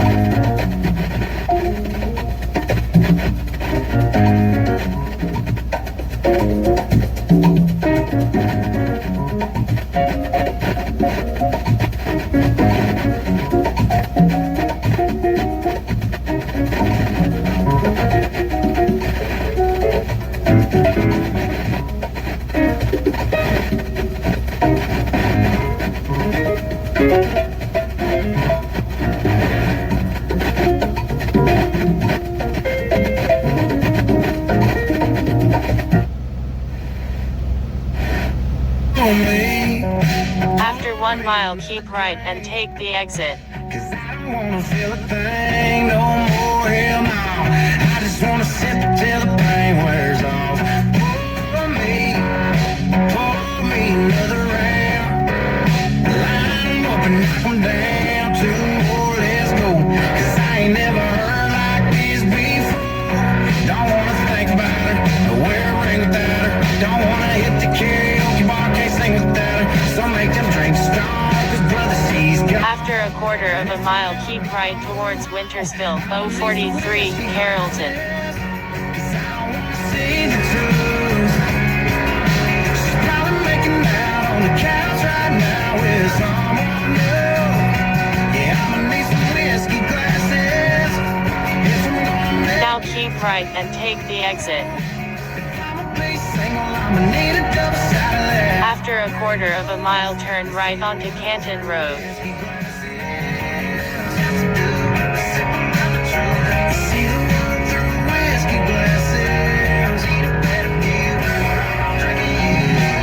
Last call, I swear this will be my last call. I ain't drunk, darling, no more. Now turn right.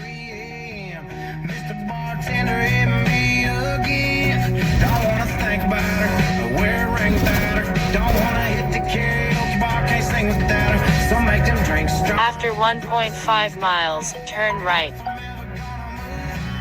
I'ma need some whiskey glasses, cause I don't wanna see the truth. She's probably making out on the couch right now with someone new. Yeah, I'ma need some whiskey glasses if I'm gonna make it through. If I'ma be single, I'ma need a double shot of that heartbreak blues and see the world through whiskey glasses. Oh, see the world through whiskey glasses. Yeah. Line 'em up, line 'em up, line 'em up, line 'em up.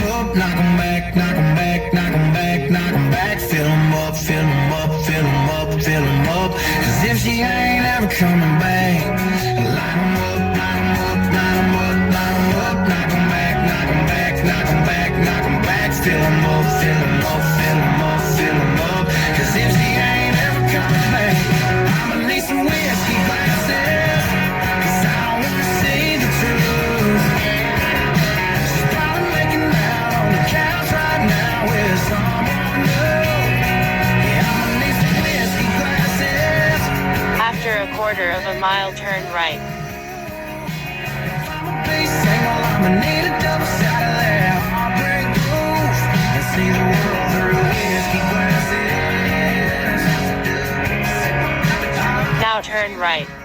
Whiskey glasses, yeah.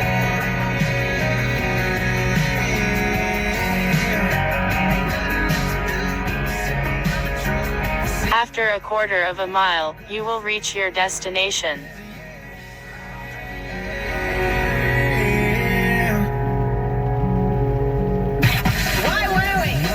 For commercial-free country. Check this out. Hey, Pittsburgh, I'm Luke Combs. I'm one number away from calling you. Hey, Yins, guys, it's Russell Dickerson. Every little thing about love. Listen to Y108 anytime, anywhere with the radio.com app. We were sitting up there on your mama's roof, talking about everything under the moon. With a smell of honeysuckle to your perfume. All I could think about was my next move. Oh, but you were so shy, so was I. Maybe that's why it was so hard to believe when you smiled and said to me, are you gonna kiss me all night? Are we gonna do this all right? I think you know I like you a lot, but you're about to miss your shot. Are you gonna kiss me all night?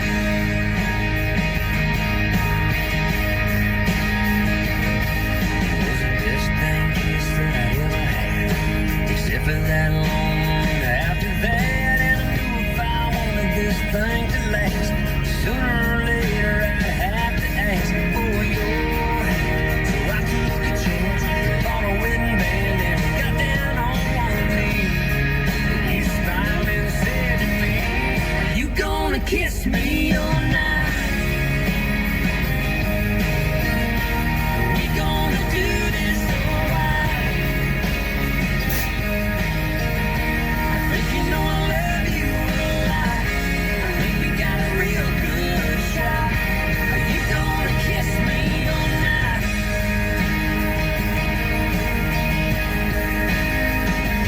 So we planned it all out for the middle of June, from the wedding cake to the honeymoon. And your mama cried when you walked down the aisle. When the preacher man said, say I do, and I did, and you did too. Then I laid that bed, saw your pretty smile, and I said, are you gonna kiss me all night? Are we gonna do this all right? Look at all the love that we got. It ain't never gonna stop. Are you gonna kiss me all night? Yeah, baby, I love you a lot. I really think we got a shot. Are you gonna kiss me all night?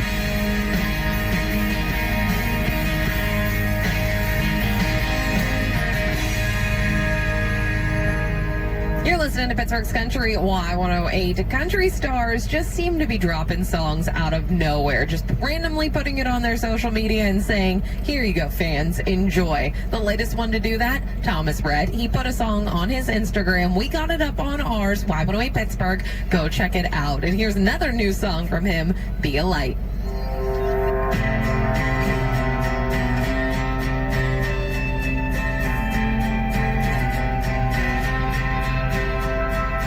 In a time full of war, be peace. In a time full of doubt, just believe. Yeah, there ain't that much difference between you and me. In a time full of war, be peace. In a world full of hate, be a light.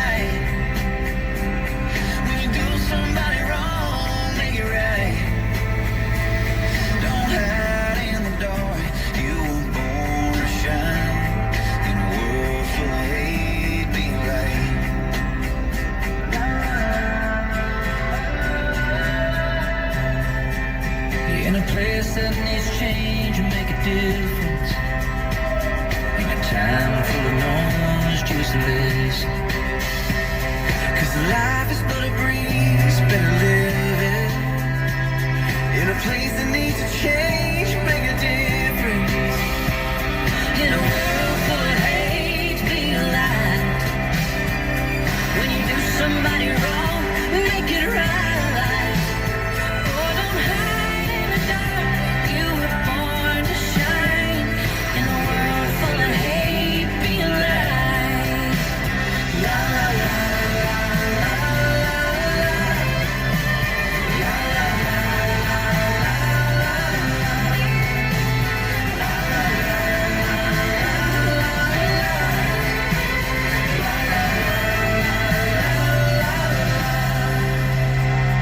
in a race that you can't win, slow it down. Yeah, you only get one go round. Cause the finish line is 6 feet in the ground. In a race you can't win, just slow it down. In a world full of hate, be alive. When you do somebody wrong, make it right, just make it right. Don't hide in the dark, you were born to shine. In a world full of hate, be alive. Yeah, it's hard to live in color when we just see black and white. In a world full of hate, be alive.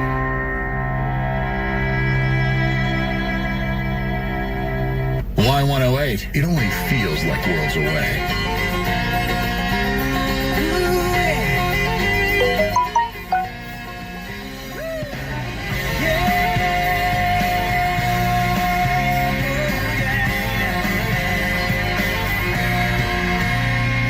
The only ground I ever owned was sticking to my shoes.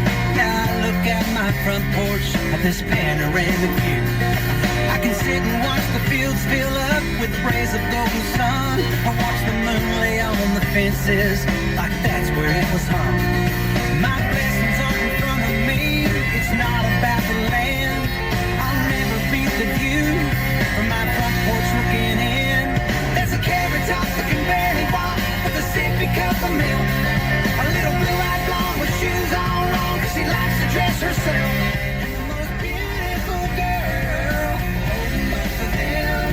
And the view I love the most is my front porch looking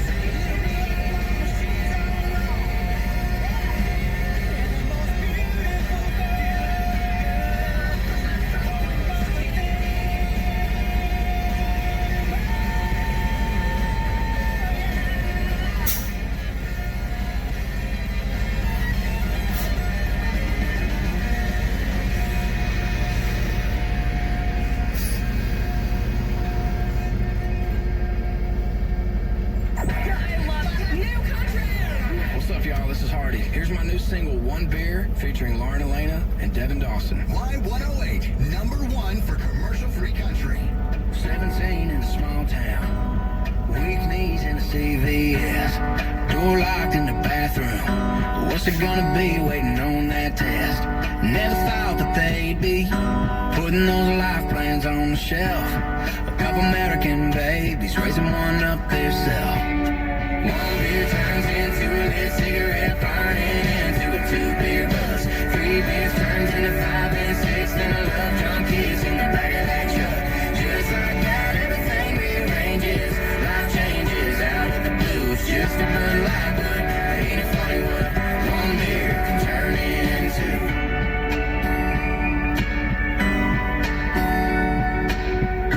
Sesame Street on the TV, a race car rolling on a cardboard bridge, crayon stick figure family, stuck right there front center on the fridge.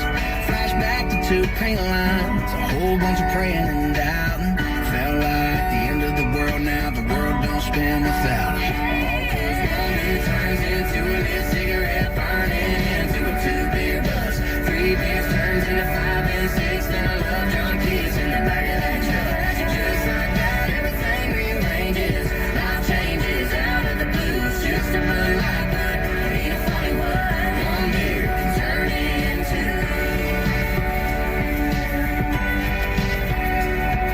A boy and a girl and a 3 on the tree. KISSING. First comes lust and a shotgun marriage. 6 months later come a baby and a carriage. You know what, y'all? You know what, y'all? The whole thing started with some alcohol. The whole thing started with some alcohol. One beer turns into a lit cigarette, burning into a 2-beer buzz. 3 beers turns into 5 and 6, then a love drunk kiss in the back of that truck. Just like that, everything rearranges. Life changes out of the blues. Just a Bud Light, but ain't it funny what one beer can turn into? 3 on the tree, KISS. How's it going? Sign all 3 of those, please.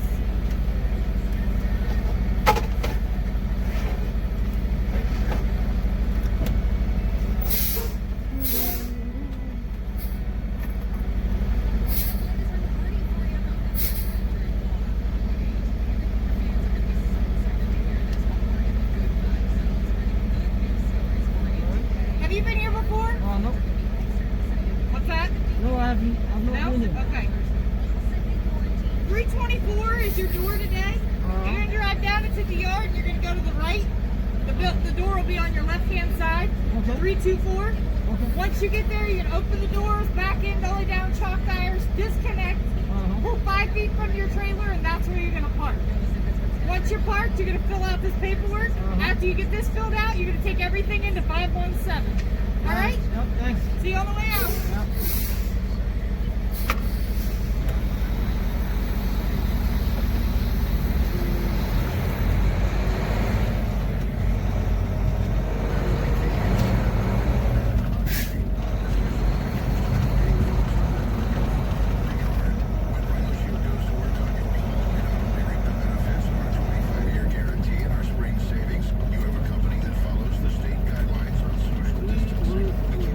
After 300 yards you will reach your destination. You and your family are safe on the inside. Call Rhino Shield today, and we'll give you a list of show homes that you and your family can drive by to see our results firsthand from the safety of your car. And once you make a decision, we'll call you to set up a time when we can finalize all the details that'll keep you from ever having to paint your home again. Call 844-RHINO-88. 844-RHINO-88. Protect your family now during these very strange times.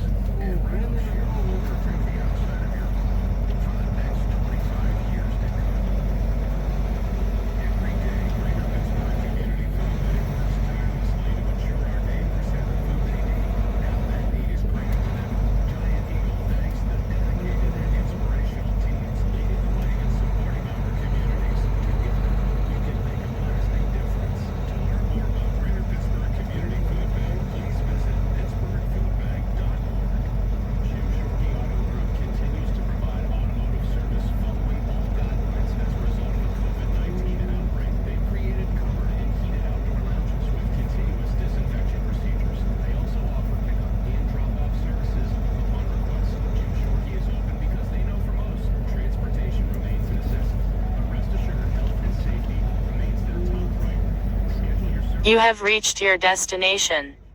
The destination is on your right.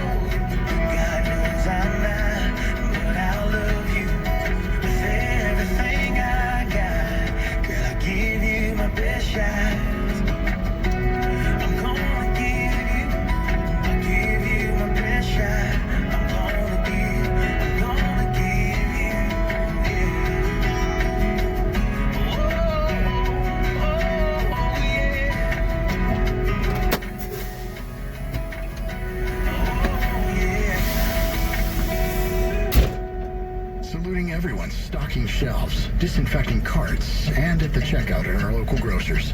Thank you. Y108. Apart, not alone. Lazy yellow moon coming up tonight, shining through the trees. Crickets are singing and lightning bugs are floating on the breeze. Baby, get ready. Across the field where the creek turns back by the old stone road, I'm gonna take you to a special place that nobody knows. Baby, get ready.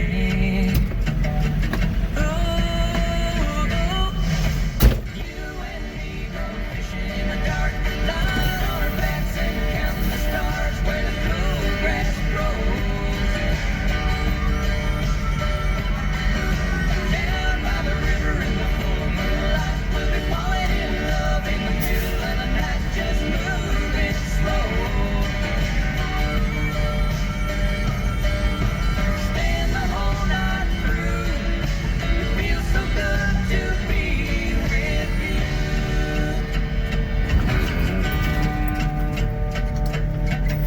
Spring is almost over and the summer's coming. The days are getting long. Waited on, waiting for the time to be right, just to take you along. Baby, get ready. And it don't matter if we sit forever and the fish don't bite. Jump in the river and cool ourselves from the heat of the night. Baby, get ready.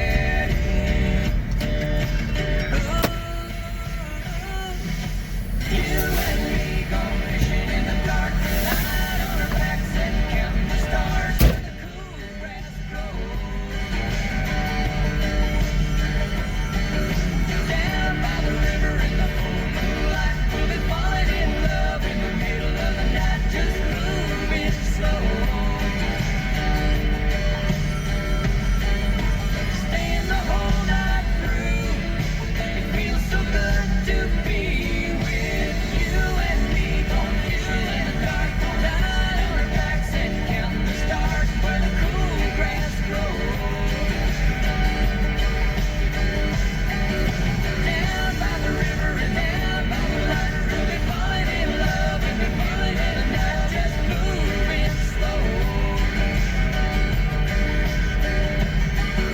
You and me going fishing in the dark, lying on our backs and counting the stars where the cool grass grows. I love new country.